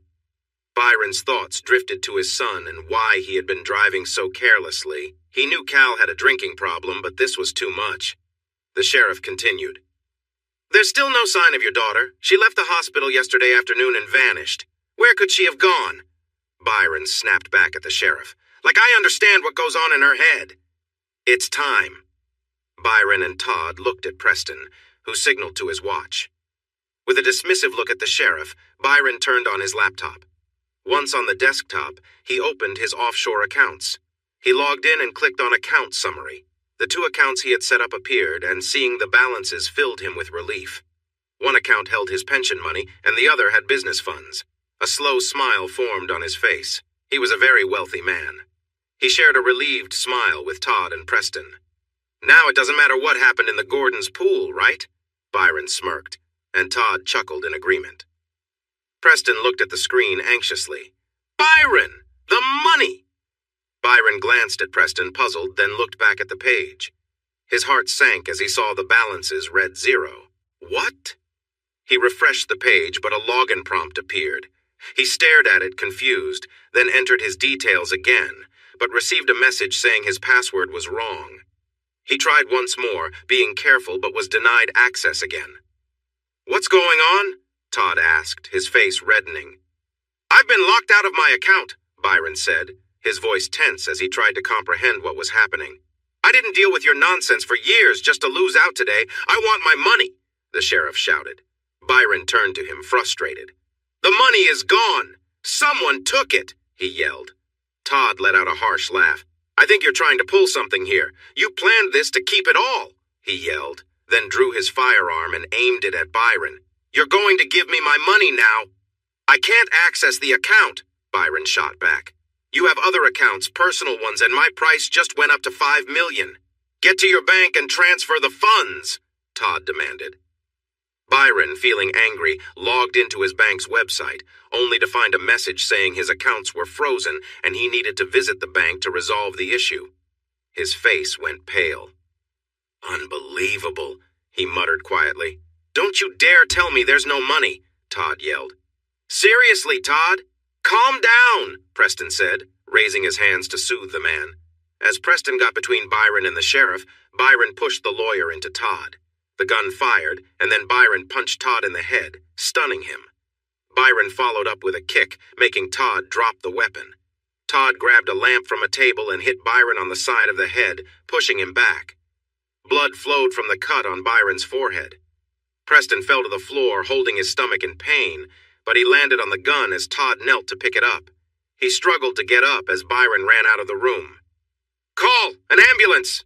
The injured lawyer said to Todd, gasping. The sheriff considered shooting him again. Call yourself! He quickly left the room to chase Byron. He was determined not to let him escape. On the floor of his study, Preston struggled to breathe. The pain in his stomach was intense, but his anger gave him the strength to crawl to his desk. He grabbed the phone and dialed 911. Hampstead Hills Emergency Services. Please tell me what your emergency is, the operator said. I've been shot. Send. An ambulance. Preston Mathers, 17 Oak Lane. The sheriff shot me, he managed to say. Stay calm, Mr. Mathers. Help is on the way. Is Sheriff Winslow still there? Preston felt weak. No, chasing Byron. He's dangerous. Stay with me, Preston. Help will be there soon. Preston? In the bright and cozy kitchen of the Hughes home, Candace sat between George and Marion as they watched money transfer into Byron's overseas accounts and then into the accounts she had created. She reset her father's password to keep him out. Meanwhile, George was speaking with the FBI agent Candace had found to help take Byron down. The agent seemed surprised to have a whole case handed to him. He got the bank to freeze Byron's assets since Candace had shared his personal banking information. Marion was talking to the state police, reporting that the sheriff was involved in a scheme to steal money from the mining company. Candace had sent them a link to her evidence so they could investigate and take Sheriff Winslow in for questioning. Candace glanced across the table at Greg, who was watching her with a silly smile. She noticed he looked a bit dazed from pain medicine. He had woken up in pain from sleeping on the chair, and she felt sorry for him. "What is it?" she asked. "I'm just really glad your sharp mind is okay," he said with a sigh. Candace felt her cheeks warm as Greg continued to look at her with admiration. Marion heard his words and turned to look at him closely. "Papa, our boy is feeling the effects of his medicine." George looked over and sighed. "Yes, and he seems quite taken with someone." Candace glanced at George, who was smiling warmly at his son, whose face was turning red. Marion turned to her husband. "Don't tease Greg." Candace then spoke to Marion. "I need to call Mr. Bagley at the investment house that manages the employee pension fund. He must be worried since the funds haven't moved to the new pension plan yet." Marion nodded, so Candace dialed the number. After it rang 6 times, she heard a noise as the man dropped the phone. "Hello?" he answered curtly. "Mr. Bagley, this is Candace Tafferty." "Candace? Oh, Candy, this isn't the best time to talk. My father mismanaged the employee pension fund, so you haven't received the money for the new package." There was silence on the other end. Then came some startled breaths, and she continued quickly. "It's okay. I made sure he couldn't take the money. It's ready to go into the new account. Can I confirm the account number with you?" Candace asked. "Who is this?" he questioned. "It's really me, Mr. Bagley. Can I read you the account details?" she asked. "I thought they said." "I know, I'm sorry. I had to pretend so I could find out what my father was planning. I wanted to stop him." "My goodness. You really have the pension funds?" he asked with hope. "Yes, sir. Can I confirm the account?" she asked again. Yes, please," he urged. Candace carefully read the numbers and letters, and when she finished, she heard him sigh. "That's right, Candace. I'm transferring the funds now," she said and started the transfer. Soon her screen showed her pension fund balance was 0. "It's done." For a moment there was silence. Then she heard several people breathe a sigh of relief.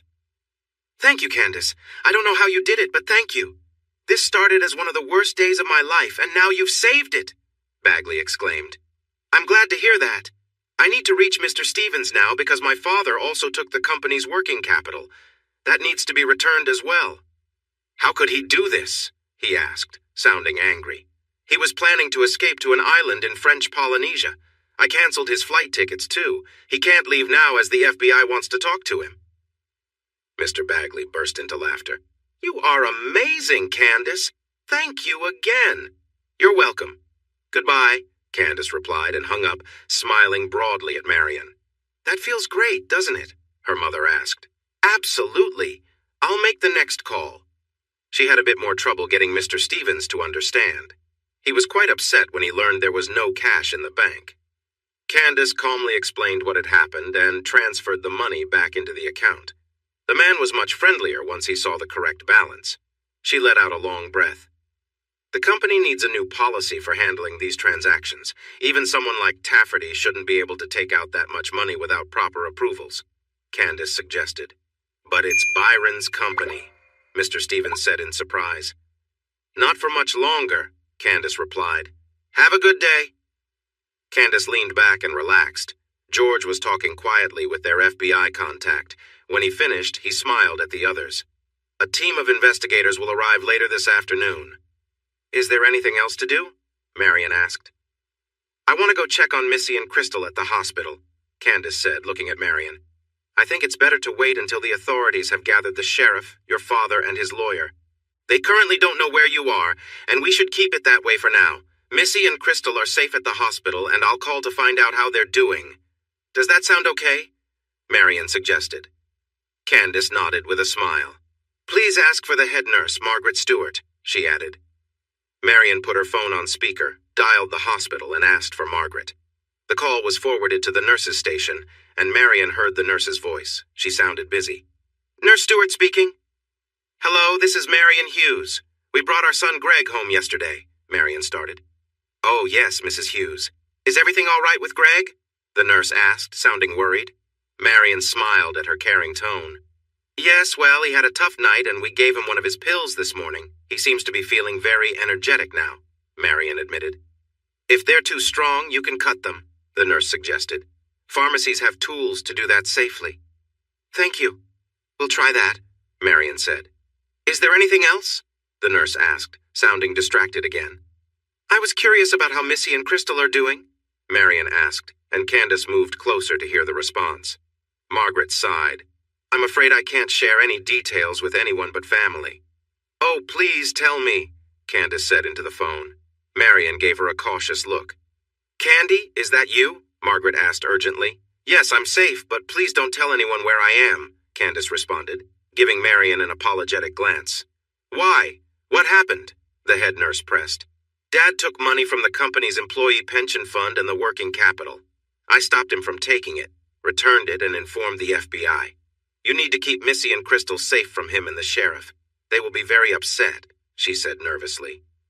"You sound different," Margaret said, sounding uncomfortable. "I'm sorry I had to pretend to be someone I'm not, but it was the only way to stay close to him and find out what he was doing. I'm truly sorry. You were always so kind to me." Candace's voice shook with emotion. "Take it easy," Margaret said gently, then sighed. "When this is over, we need to sit down and talk," Margaret said. Candace took a deep breath, trying to hold back her tears. "I would really like that." There was a brief silence before Margaret continued.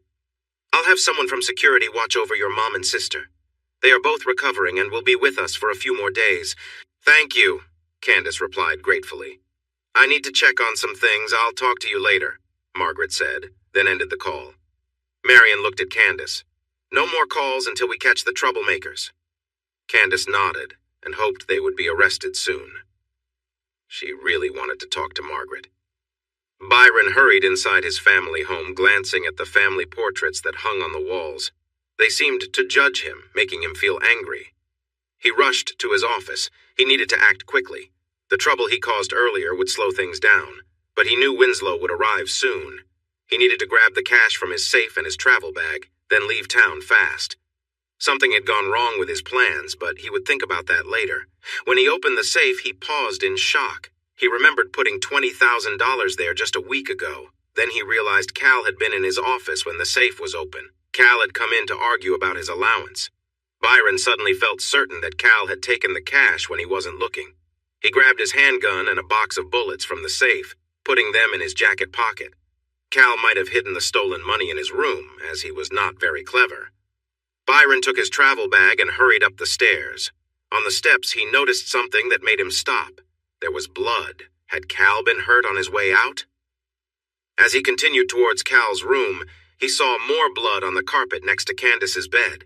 He stepped inside, hoping for a different sight, but the mattress was partially pulled away, and there were signs of a struggle, with blood and something else on the floor. There was also a small weight nearby with blood on it. Candace had been here. It looked like Candace had fought Cal, and she had won. Byron's mind raced with thoughts about Candace, but he had no time to think further. He searched Cal's room for the missing money, but found only a few crumpled bills. Disappointed, he stuffed them in his pocket before rushing back down the hall. "Byron!" He pulled out his gun and shot towards the front door as he turned to run to the back. Winslow yelled in anger and fired back, but Byron ducked just in time, narrowly avoiding the shot as he escaped through the patio door. He ran around the side of the house, hoping to find Todd, but he was nowhere to be seen. Just before Byron reached his car, the sheriff showed up at the front door. Byron took another shot, and Todd quickly ducked back inside, narrowly avoiding the bullet that grazed his leg. Byron jumped into his car and started the engine. He fired another shot at the door as Winslow peeked out, trying to aim. Sirens were getting louder, so Byron drove over the curb onto the lawn and headed for the fence at the back of his property. There was a path behind it that would take him out of the neighborhood. Suddenly, a bullet shattered his back window. Byron steered his car toward a fence panel between two posts, crashing through it with a loud bang. He quickly straightened the car on the narrow path and sped away. He knew he would need to switch cars soon, since his was now too noticeable. He was on the run and had no money to start fresh. "Oh no!" Todd shouted in anger as he limped to his cruiser, just as 3 state trooper cars pulled into the driveway. In his frustration, he fired at the first car without thinking. The 3 officers spread out and blocked the way. Feeling desperate, he reached into his car for his shotgun, but just as he pulled it out, he was hit in the shoulder by a bullet that knocked him around. The gun slipped from his hands. The next thing he knew, 3 state troopers had him pinned down, taking away his remaining weapons. They turned him over and put handcuffs on him. "Suspect in custody. Medical help needed," one officer said into his radio. "Byron, Tafferty, got away!" He gasped, feeling pain in his shoulder. "You just focus on your situation, buddy," a younger officer replied with a smirk. The sheriff sat on the ground, feeling defeated. It wasn't fair. Years of dealing with Byron's problems, and this was how it ended? He had kept Byron in power, ensuring his own job. The last few years had been tough, and now this was the outcome? Oh no. By 10 p.m., the FBI agents were finally wrapping up and heading back to their cars. They had spent the day talking with Candace in the Hughes living room, going through every detail she had documented about her father's illegal money schemes and how she had stopped them. The fact that money was moved from the company's accounts to Byron's personal ones was proof of his wrongdoing. Even though Candace returned the money to the correct accounts, it didn't change the case against Byron since he didn't know what she was doing. The letters she collected between Byron and his lawyer explained their plan, which ended with the money in his offshore accounts. It was expected that he would transfer the sheriff's and lawyer's shares into their offshore accounts, but the money was gone before that could happen. Agent Lewis Jefferson was the FBI investigator Candace had chosen, and he was the last one still in the house. The other agents had taken down the lights and cameras used to record her statement and packed away all their gear. "Thank you for your help in sharing what your father did. I'm really sorry for what you've been through. It shows what a strong young woman you are," Lewis said as he shook her hand. Candace smiled back at him in appreciation. "I understand that Sheriff Winslow is in custody and your father's lawyer, Preston Mathers, died at home after being shot by Winslow. Your father is still on the run, but there's a statewide alert out for him and a warrant for his arrest has been issued. We know he might be dangerous since he and the sheriff exchanged fire at your home. We would like to offer you protective custody until he is found. You're a key witness," the agent said earnestly. Candace looked to Marion and George and they both nodded in agreement. "I think that might be a good idea," Marion said. "Just until it's safe." Candace stepped forward and hugged Marion. She leaned in to whisper in her ear, "Thank you for believing in me when you could have doubted." Her voice shook with emotion. Marion squeezed her gently, then pulled back to smile. Her eyes were a bit misty. "I've always trusted my instincts. I knew you could be trusted. You come back the moment it's safe. Greg will miss you." Candace gasped in surprise, her cheeks turning red. She smiled shyly at Marion. "Can I say goodbye to him?" Marion had sent Greg to rest in his room after he had fallen asleep following lunch. "Yes, just keep it calm. He's still not fully recovered," Marion advised, locking eyes with Candace.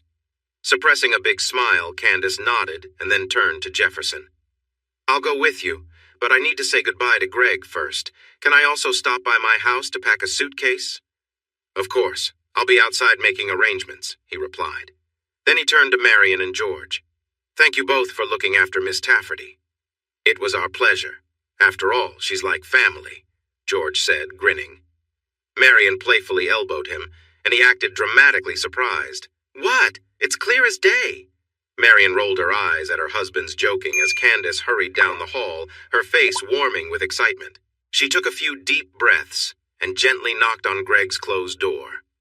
Hearing a noise, she opened the door and stepped inside. She moved closer to the bed and saw that Greg was asleep. She frowned, certain she had heard him say something.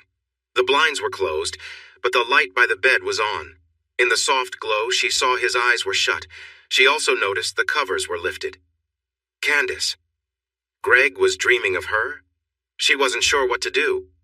She didn't want to embarrass him, but really wanted to say goodbye. It felt risky. She didn't want him to think she couldn't be trusted. That would be terrible. She turned back toward the door, but the handle squeaked. What? She turned again and saw him looking in her direction, blinking away sleep. Candace? What are you doing? He asked.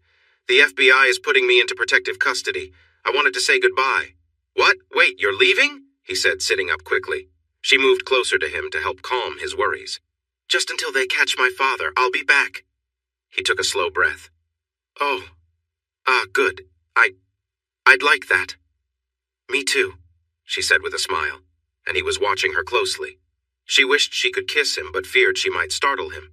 Then he leaned in and brushed his lips against hers, and she felt as if she might melt. The first touch was gentle, but the second one took her breath away. He kissed her softly, making her feel warm inside. He pulled back and looked into her eyes. You aren't just playing with me, are you? She saw the hurt from his past in his expression. No. I want you to be my boyfriend. I want to be with you. I want to know everything about you and share everything, she said, her hand resting on the covers. He gasped in surprise, his eyes wide. I won't hurt you. I would never. Greg kissed her again, and she felt herself drawn to him as warmth filled her. He wanted her too. Suddenly there was a knock on the door. Greg pulled back so they could catch their breath and looked into her eyes. You're my girlfriend. I'm your boyfriend. I will wait for you, he promised, holding her gaze. It's all I've ever wanted, she said with a big smile. I should go. Your mom told me not to be too excited, but that's so hard. Greg smiled and nodded. The feeling is mutual. Candace stood quickly and walked to the door, glancing back before leaving. Greg still seemed a bit flustered, and she bit her lip, wanting to stay. Come back to me soon, Candace, he said, his voice filled with emotion. That surprised her, and she nodded, unable to respond. Stepping outside, she saw Marian leaning against the wall, smiling kindly. Candace nodded to her mother, and together they walked to the front door, where she gave George and Marian a quick hug. She stepped outside and followed Agent Jefferson to the SUV. When she got into the back seat, she looked at the agent in the front. They need to find Dad fast. For Greg, winter passed slowly as he healed. He took his classes online while his friend Tim carried a tablet for him to join in through the video. Spring came with the hope of warmer weather, but instead brought cool temperatures, rain, and cloudy days. He was well enough to return to school, though it was tiring. He was happy when the cast came off, even though Tim teased him about the cane he was using. It was pink and a gift from Candace, and he used it with a smile. Candace was still somewhere safe and away from trouble. There had been no news about Byron, and the legal case against him was moving slowly, keeping Candace from coming home. They had weekly video calls to catch up, but instead of making them feel better, it just made them miss each other more. Over the next 2 months, Greg worked hard to regain his strength. By summer, the sun returned, the days grew warmer, and Greg was finally back to his favorite activity, running. He started with shorter distances. Tim ran with him as graduation approached fast. Pete said Valerie is being hard to get. He asked her to the prom, but she hasn't said yes yet. Greg chuckled. You asked Heather, right? The day they announced it, Tim said with a smile, and Greg grinned back. Tim then looked at him curiously. Any news from Candace? Greg frowned and shook his head. I asked during our last call, and she said she'd see what she could do, but I haven't heard anything since. Tim smirked. I heard Crystal is still without a date. Not a chance, and thanks for bringing that up, Greg said, picking up his pace. Tim laughed, but struggled to keep up. Hey, I was just joking. They ran in silence for a while, then Tim spoke up. Heather feels really sorry about your breakup. She wanted me to tell you. Greg glanced at his friend and saw the awkward look on his face. He knew Heather probably asked him to say it, but he also knew Tim truly cared for Heather and wanted to keep peace between them. He sighed and nodded. Please tell Heather it's okay. I'm not upset with her, he said, then grinned at Tim. But I expect to be asked to be the best man at your wedding. Tim stumbled in surprise, so Greg slowed down to walk. Tim still looked worried. What I haven't told anyone I plan to ask her. Greg laughed. Come on, it's so obvious you two are in love. You're headed for a wedding. Tim looked at Greg's happy face and relaxed. Does anyone else know? He asked, clearly worried that Heather might hear before he could ask her. I doubt it. Most people here don't pay much attention to others. I'm just someone who notices these things, Greg replied. Mr. Romance, Tim said with a smile. When are you going to ask her? Greg asked. Tim paused, thinking about it. I was thinking after graduation. We planned to go camping and...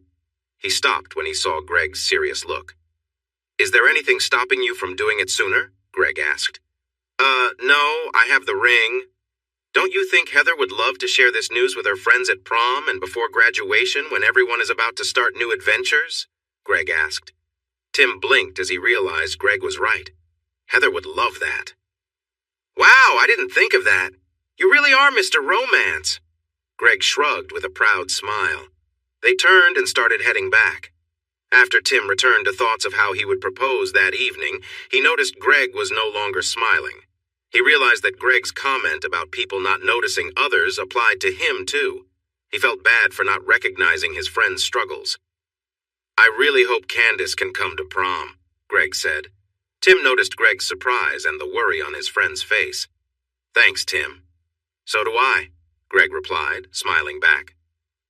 Everling's banquet hall looked amazing for the evening's celebration. The graduating students wore beautiful dresses and sharp suits, and the music already had some guests dancing. For many, this was a chance to show off their style and readiness for the future, even though they were still young.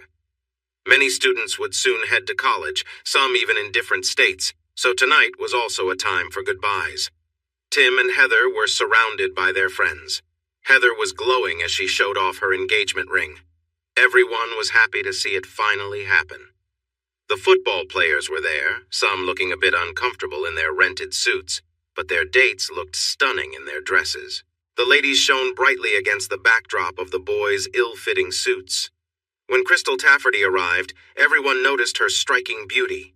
She wore a lovely green dress that sparkled under the lights. Unfortunately, not everyone watching was smiling. The Tafferty name had taken a hit after Byron's problems, and many were worried about their future because of it.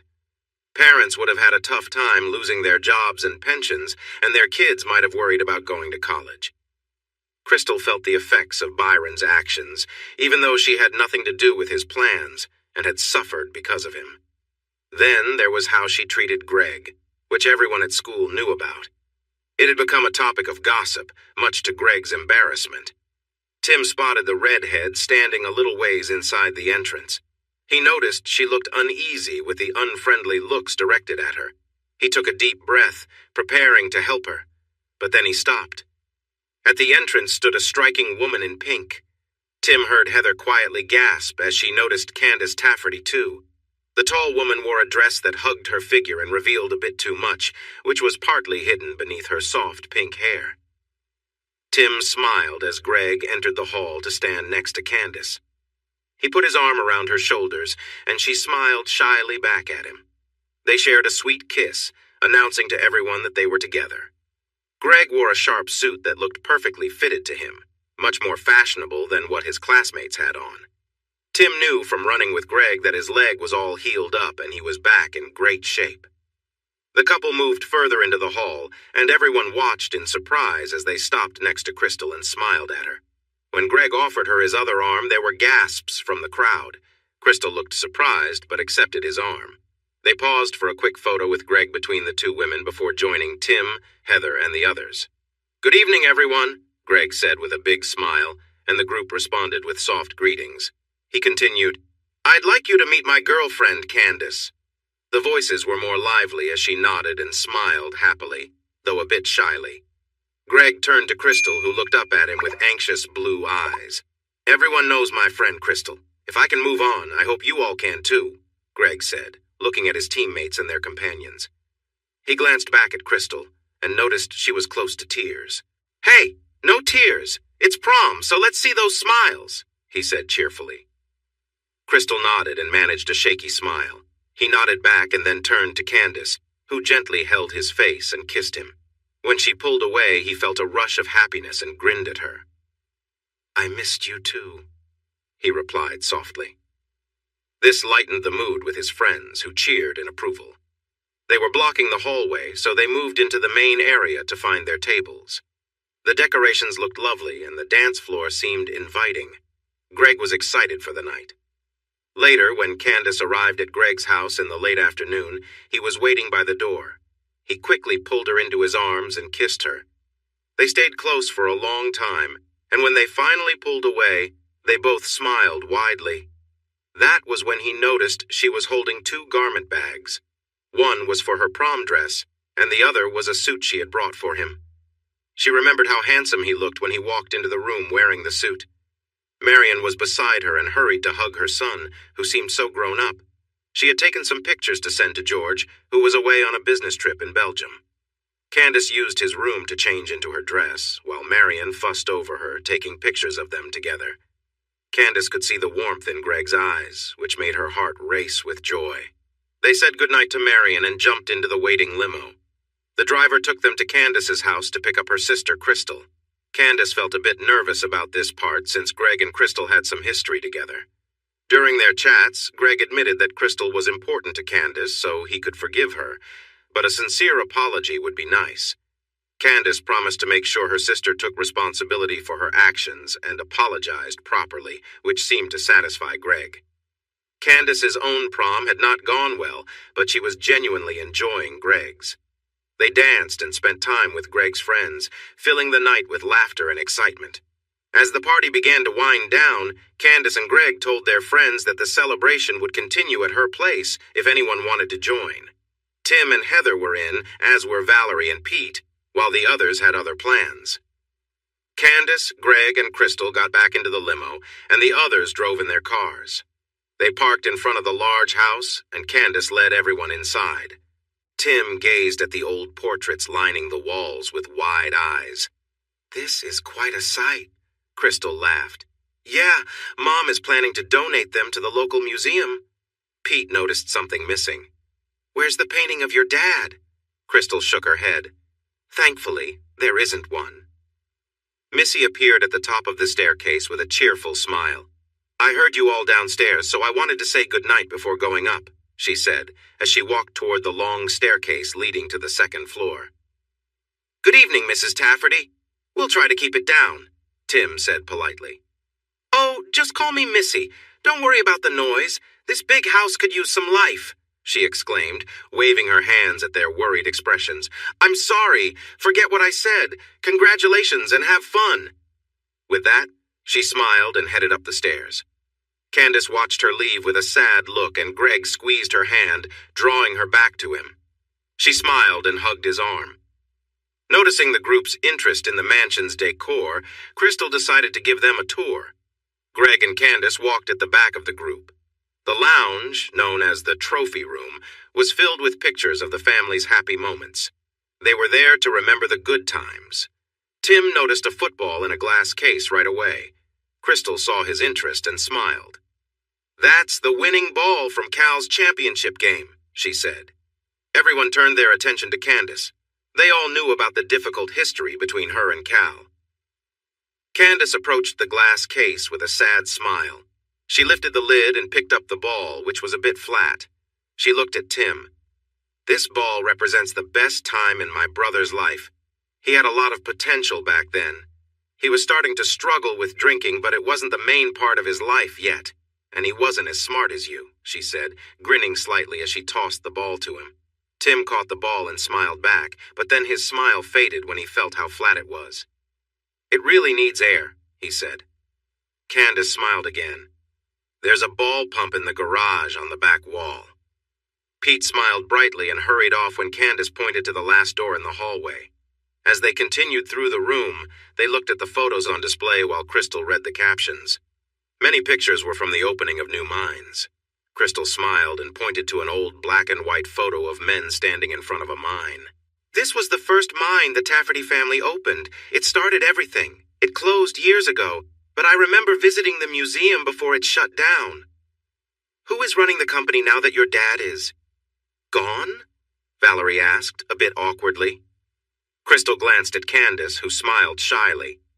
"The board of directors manages the company, and the administrative team handles daily operations, but I am now the main shareholder. It should have gone to Missy, but the prenuptial agreement was tough to overcome. We couldn't find a way around it.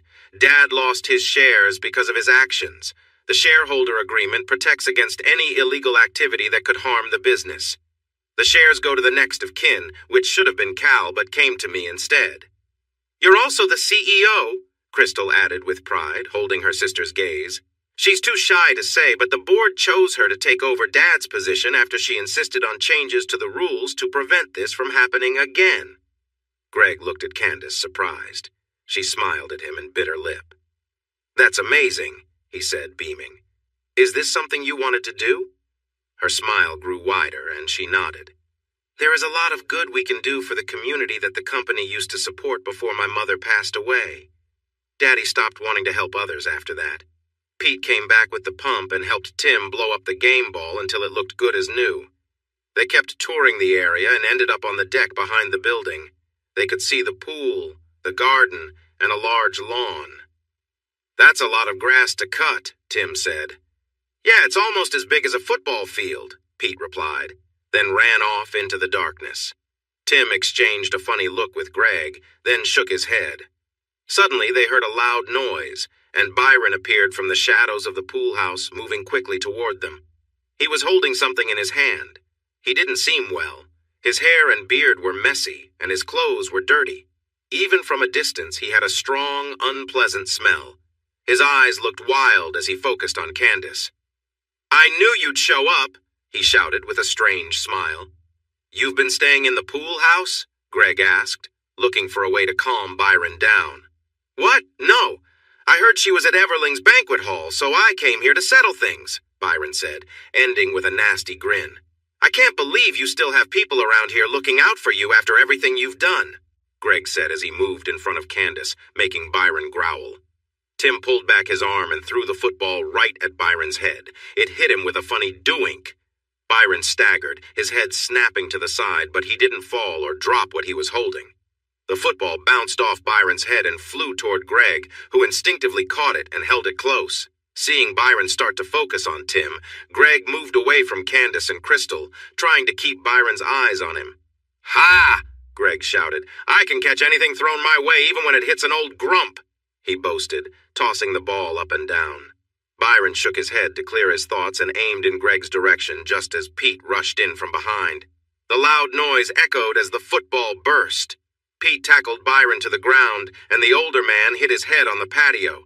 Tim rushed in and stepped on Byron's wrist, making whatever he was holding slip away. He checked on Byron and saw he was out cold. He pushed the gun away with his foot and noticed Greg was still standing, so he looked at Pete. Wow, it hurts a lot less when I'm wearing protection, Pete said, wincing. His shoulder was injured, and there was a little cut on his ear from where Byron had shot. Valerie hurried over to check on him. Heather was on the phone calling for help. He quickly moved to Greg, who was staring at a tear in his jacket sleeve with wide eyes. Greg took it off, revealing a small cut on his shirt where the bullet had grazed his skin. Candace helped Greg remove his shirt. The cut was not deep and was only about an inch long. Greg looked at Tim, managing a shaky smile. Just a little scratch. Sirens approached the front of the mansion, and Missy followed the officers through the house to the back patio, where they took charge of the situation. The sheriff's team had been investigated and let go, so the town relied on a squad of officers for now. I heard a gunshot, Missy shouted, staring in shock at Byron on the ground. She gasped as she noticed Greg's injury and rushed over to him, her eyes wide in surprise as they took in his bare chest. Candace smiled at Missy's embarrassed look, knowing she felt guilty for staring at her boyfriend. Medics arrived and quickly checked on the injured. Byron had a broken wrist and was still unconscious from hitting his head. They wrapped Greg's arm, told Pete to come with them to the hospital, and then left with Byron on a stretcher and an officer escorting them. Great job! You really surprised him with that throw, Greg said to Tim, falling into their usual playful banter. The tall blonde grinned and nodded slightly. Yes, it was a good throw. Your catch was excellent as well. Greg nodded back at Tim. Thank you. They turned to Pete, who was smiling widely despite the pain in his ear. Nice tackle, Pete, Tim said calmly. Indeed, Greg added. Pete laughed, then quickly regained his composure. Thank you, gentlemen, he said, pretending to speak with formality. The ladies watched them with puzzled and surprised expressions. Tim reached out his hand to Heather, and she took it quickly. "I think we should head home now that the excitement is over. It was a great evening." Greg nodded with a smile, reaching for Candace's hand. She came to his side, and he looked at his friends. "So glad you could join us." Valerie picked up the game rules and nodded at Pete, who smiled at his friends. "It was a night to remember," he said. Everyone laughed as the tension lifted. Smiling, they walked back inside and approached the front door. After exchanging hugs and handshakes, Greg's friends headed home, while Pete and Val went to the hospital first. "Can you tell us what happened at the end?" Candace asked. Greg smiled and nodded. "Tim and I had this idea from when we used to play football. If the game got too rough, we would pretend to be polite after each play to help us calm down. It eased the stress and helped us think clearly." He pointed toward the backyard. "That was pretty intense. It seemed like the right time to use it." Candace wrapped her arms around Greg and gave him a grateful kiss. When she pulled away, she smiled at him, and he felt lightheaded. "You saved my life tonight," Candace said. Greg shook his head gently. "It was a team effort. Tim did a great job, and Pete helped out. I just tried to keep him busy." Candace held his face in her hands. "You stepped in between us and him when he was going to harm us. You focused his attention away from us, putting yourself at risk." Greg smiled. "That does sound a bit scary when you put it like that." Before he knew it, he was embraced by Candace, Crystal, and Missy, who all looked thankful. When they released him, Greg felt a rush of emotions. "I'll say goodnight. Greg, thank you again for looking out for my family," Missy said. He gave a slight bow. "It was my pleasure." She smiled at him distractedly, glancing at his bare chest once before heading upstairs. Crystal stepped in front of Greg. "Thank you for accepting my apology. I was a bit selfish, and I'm sorry my worries got in the way. I wish I could have been better for you." "You're forgiven.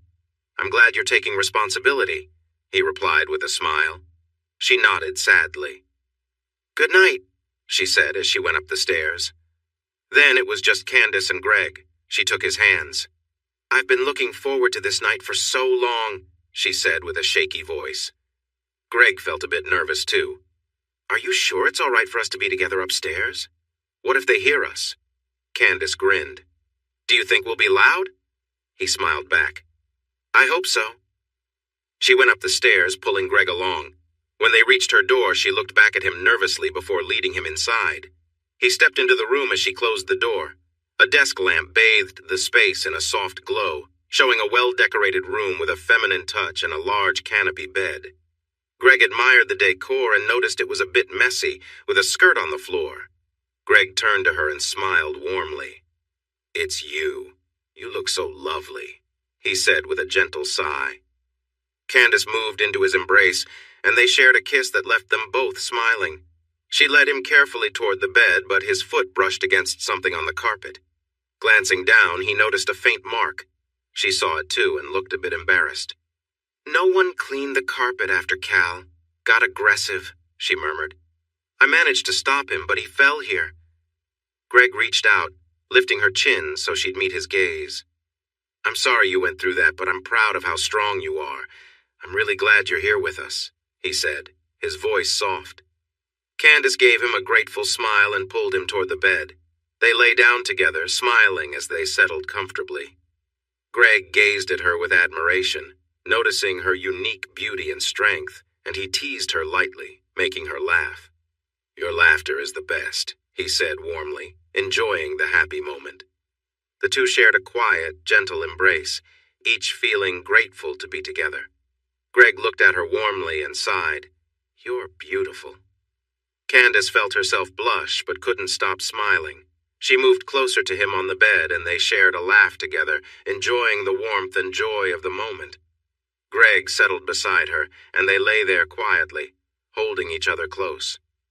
He brushed a lock of hair away from her face, gazing at her with admiration. "I'm glad we're here together," he said softly. Candace smiled back, feeling a comforting happiness as they simply lay side by side, sharing the peace of the moment. Greg gasped, looking at her with a mix of surprise and warmth, and she smiled. "You're amazing," she said softly. Greg's face showed a touch of shyness. You really think so? He asked, his tone hopeful. Candace nodded. Of course.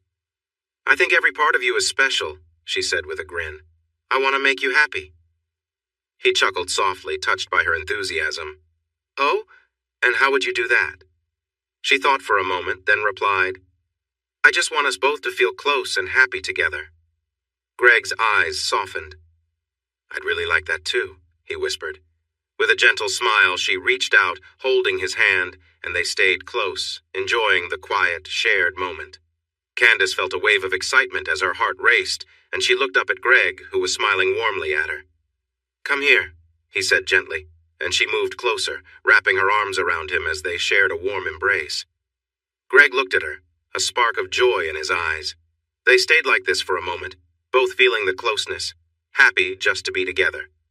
Greg softly brushed a strand of hair from her face and held her gaze. Being with you feels amazing, he said with a smile. Candace returned his smile, feeling safe and cherished in his arms.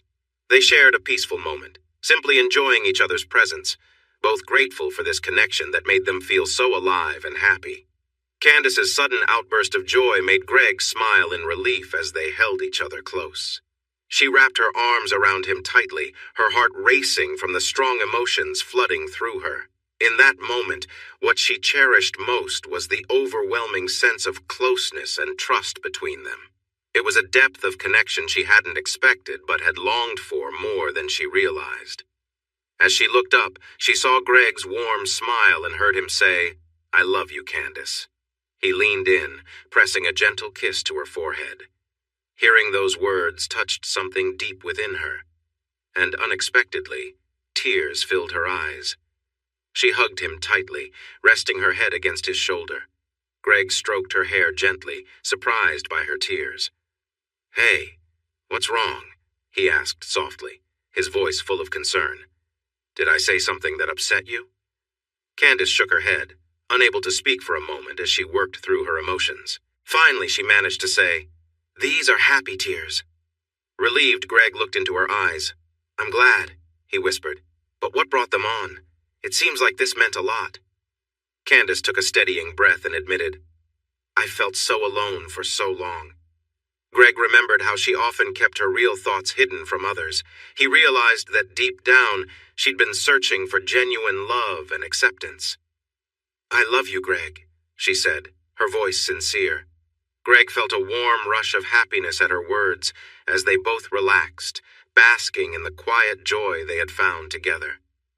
After a peaceful silence, Greg asked gently, But couldn't you talk to Missy and Crystal about any of this? Candace brushed away a tear.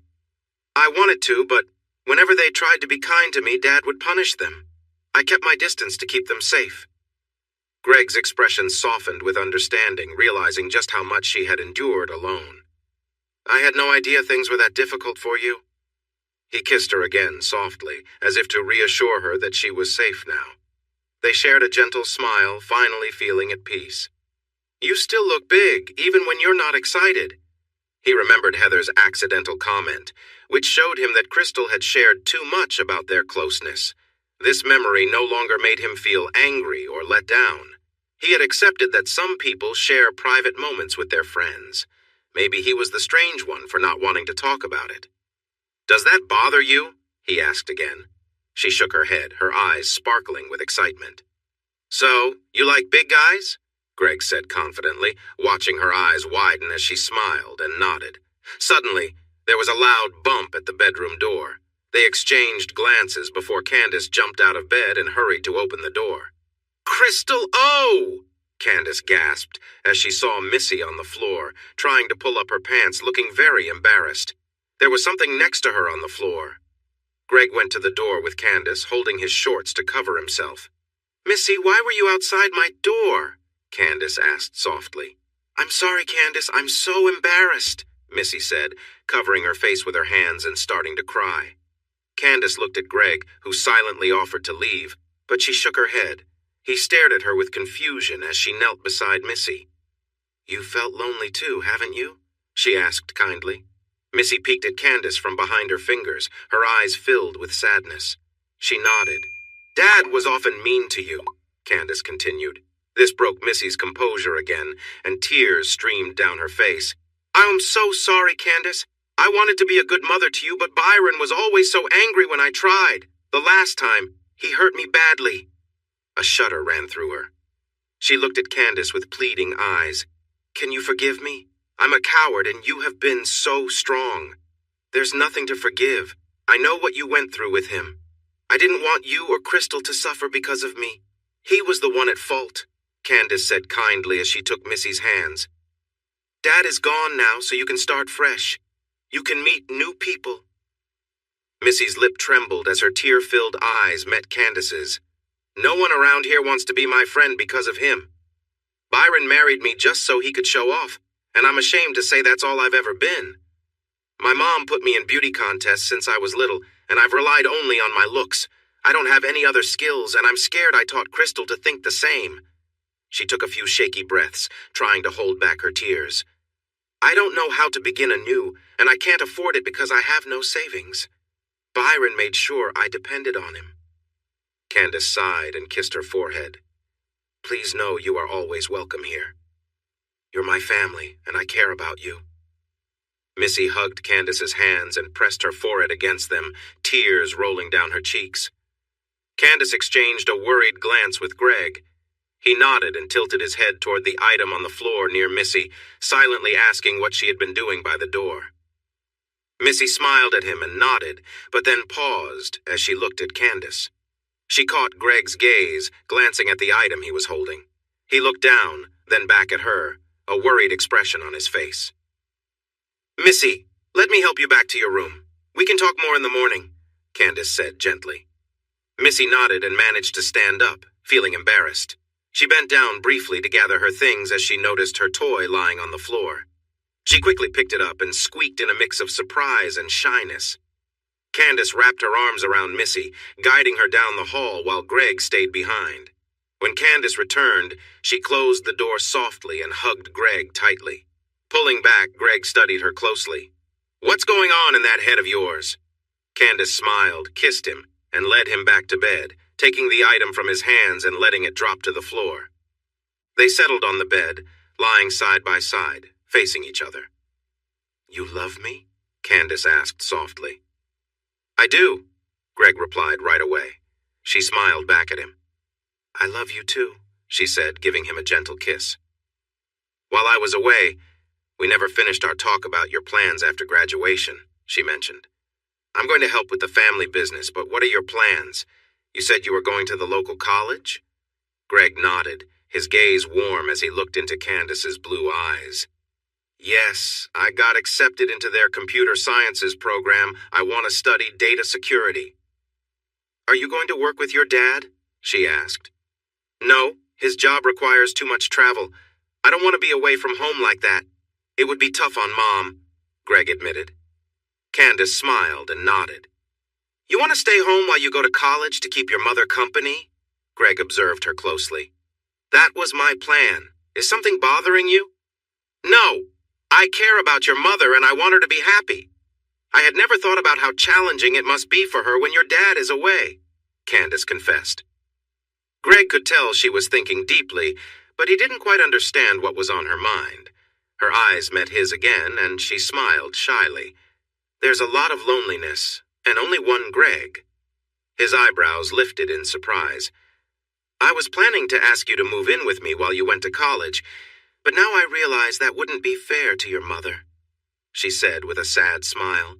She gently placed her fingers on his lips, signaling him to wait as she had more to say. I want you to think about something else. When your dad returns from his work trips, how about spending your nights here? Greg considered this and quickly nodded. That sounds good. I wasn't planning to stay at home forever after I graduate. Eventually, I need to move out. My dad needs to find a way to be home more often. He can't keep doing this. Candace smiled brightly and kissed him again. They leaned back, and Greg felt a bit surprised when Candace touched him softly. It feels good just like this, too, she said with a laugh. It won't stay like this for long, he replied with a playful look. She looked down and then back at him, her eyes showing a hint of worry. There's something else I want you to think about. Greg noticed her nervousness. "2 broke up with Crystal," he said, trying to focus. Candace shook her head. "Crystal is going to college and will fit in well with her friends. She is young and will be okay. But I'm talking about Missy. She doesn't have anyone else and feels lonely." Greg pulled back slightly, surprised. "But I'm your boyfriend. Don't you want that?" he asked. "I do. More than anything. I'm so thankful you opened your heart to me. I'm happy I can share my feelings with you," she said quickly. "But are you saying I should be there for Missy too?" he asked, still confused. Candace placed her hand gently on his chest. "I want to keep loving you and learning about you. Everything about you shows me how wonderful you are, full of love and not afraid to show it. Your parents' affection for each other shines in you, and I truly want your love in my life. I want to share many moments with you, through closeness and also just enjoying time together." Greg felt a wave of relief. These were things he wanted too. Candace took a calming breath and looked into his eyes. "None of that would change if I also care for someone else. I'm not asking you to be Missy's boyfriend. You are mine. But Missy needs that kind of connection. I heard from Crystal that Missy has some items to help her feel better, but that's not the same as real closeness." Greg looked back into her eyes and saw the love there. He realized she was serious, but he remembered a past experience that made him cautious. "I feel uneasy about this idea," he admitted. "I promise you I am not using you like Crystal did. I would never risk what we have now that I've finally found someone special. If you feel this isn't something you can do, I understand and will respect your decision. But I also believe your heart has so much to give. I truly appreciate that you've let me in. I promise I will always be honest with you," Candace said gently. He looked at her and could see that she meant every word. He also felt her affection for him. A strange feeling began to grow inside him, and he realized he needed her close. He leaned in and kissed her deeply while holding her close. They shared a special moment together again, this time with a sense of urgency, as if they were claiming each other. Greg was full of energy and focus, while Candace held on tightly. She felt joy and let out a happy sound. Greg felt his own happiness soon after as he looked into her eyes, seeing her connection and need for him. They kissed again, this time in a gentle and sweet way. Greg turned to lie beside her, and she cuddled up next to him. This was what Greg had always hoped to find. Someone who cared for him just as deeply as his mom loved his dad. Candace was right. He was following the example of his parents because he admired how much they cared for one another. His relationship with Candace was not the same, but that didn't make it less meaningful. It was just different. He still wondered if bringing another person into their relationship was the right choice, but he felt more sure of Candace's feelings for him. That gave him hope. "We'll talk to Missy in the morning," he said softly to Candace. She lifted her head to look at him, her eyes shining with love. She kissed him softly and snuggled closer. Candace felt warmth spread through her as she realized how much Greg loved her. She knew he was sincere. For him, love was a vital part of who he was. He had opened his heart to her and showed that he was willing to face challenges for their relationship. That was the biggest sign of trust. His love and trust made her feel less alone, something she had felt for a long time. It was the best feeling ever. Greg loved to run. Every day for the past month, he ran home from his summer job at the home renovation store. He took the job to save money for college. Even though Candace was financially well off, he liked to support himself. Currently, Candace was riding her pink bicycle beside him, cheerful streamers dancing from her handlebars. On nice evenings like this, she would meet him at work and ride home together. Greg's dad was back in town this week, so he would be spending his nights with Candace. They entered her neighborhood, following the smooth road until they passed the Gordons' house. A new glass enclosure was built over their pool, and a row of stones protected the area from passing cars. Candace waved to Belinda Gordon, who smiled back. Soon, Greg and Candace reached the long path leading up to her house. The mansion was grand and spacious, almost too large for the small Tafferty family, but it had always been their home, so they stayed. As they approached the front entrance, Missy opened the door with a wide smile. Her eyes sparkled with joy, and she greeted them warmly. Candace had just returned from putting away her bike and took off her helmet, revealing her bright yellow blonde hair with pink-tinted ends, which would linger for a while as her natural color grew back. Candace walked up the steps, and Missy gave her a welcoming kiss on the cheek as she stepped inside. Greg followed, and Missy closed the door behind them. Looking around, Greg noticed that the old, stern portraits of the Tafferty family had finally been removed. Missy had sent them to the town museum, clearing away a reminder of the past. Crystal left for her tour in Europe this morning, Missy mentioned, smiling. She's going to stay with the tour group, right? Greg asked, sounding a little concerned. Missy gave him an amused look. Yes, she promised to stay with them. She'll check in with me every night to let me know she's all right. Greg nodded, his worry easing, and noticed Candace looking at him fondly. What? I just want her to be safe, he sighed. Candace stepped forward, wrapping her arms around him and giving him a quick, sweet kiss. Well, I think it's time to get you upstairs and out of those sweaty clothes for a nice, relaxing shower. Greg smiled, and with Missy following, they headed up to the master bedroom. It was a cozy space they often shared when Greg stayed, with the largest bed in the house and a spacious bathroom with a walk-in shower. They stepped into the bathroom, where the warm shower offered a refreshing end to their day. The steam surrounded them as they laughed and chatted, enjoying the comforting, quiet moment together.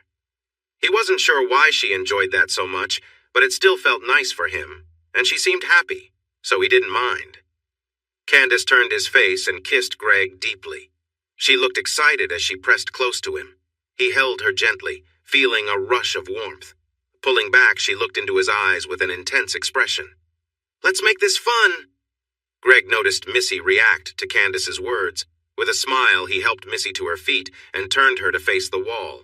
Candace encouraged him, and he took a moment before joining them. Wow! Missy exclaimed as excitement filled the air. Greg felt the energy around them rising as he connected with her. They shared a moment of closeness, and Candace watched with a grin. He held her firmly and moved in sync with her, feeling the thrill grow. They were all caught up in the moment, laughter and joy filling the space. Candace cheered them on, her energy infectious as they continued. The sounds of happiness filled the room, a joyful noise echoing around them. When it was time to pause, Greg lifted Missy up, turning her to face him, a smile on his face. Her cheeks were flushed, but she looked pleased. He leaned in to kiss her softly, and she returned the gesture with a smile of her own. Afterward, Greg helped her out of the shower where Candace was waiting with a soft towel. They wrapped it around Missy and gently dried her off. Missy nodded, ready to take care of herself now. Candace sat down carefully, needing a moment to recover. Greg knelt beside her, holding her hands gently, offering her a comforting presence until she felt ready to move. Once she felt steadier, he helped her up and guided her to sit on the edge of the countertop. They shared a warm hug, and Greg leaned in to kiss her with genuine affection, expressing his happiness at simply being there with her. They both smiled, taking in the warmth of the moment. Missy came over, placing a towel around Candace's shoulders and one for Greg. Don't be too long now, she said with a smile. Dinner is almost ready.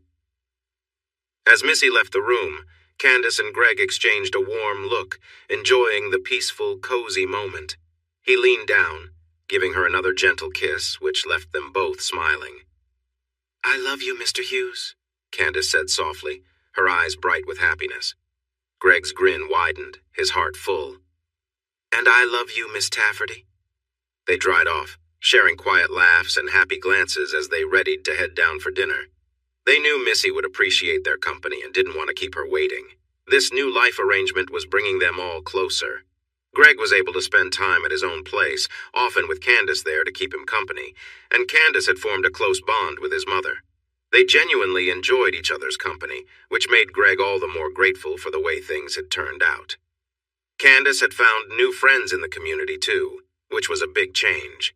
After her father had been sentenced to jail for life, she'd held a press conference to address the town, explaining how she'd pretended to be less aware to learn more about her father's plans.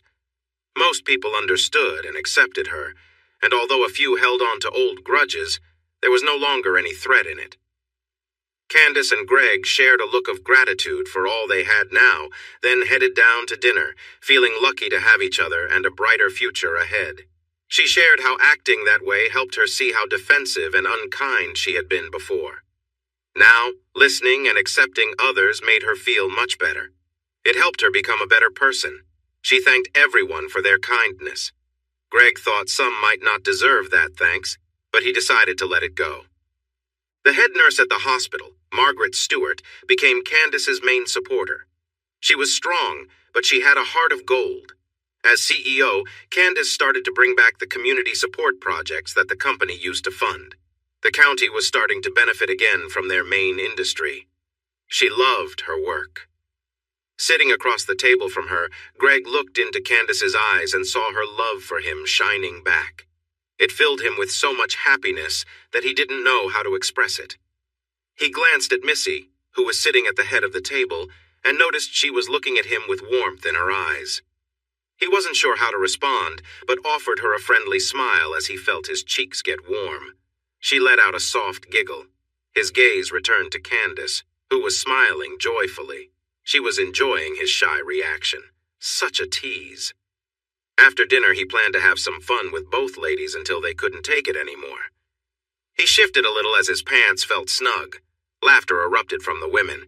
Yes, he would have his fun, but could he really call it fun if they were excited about it?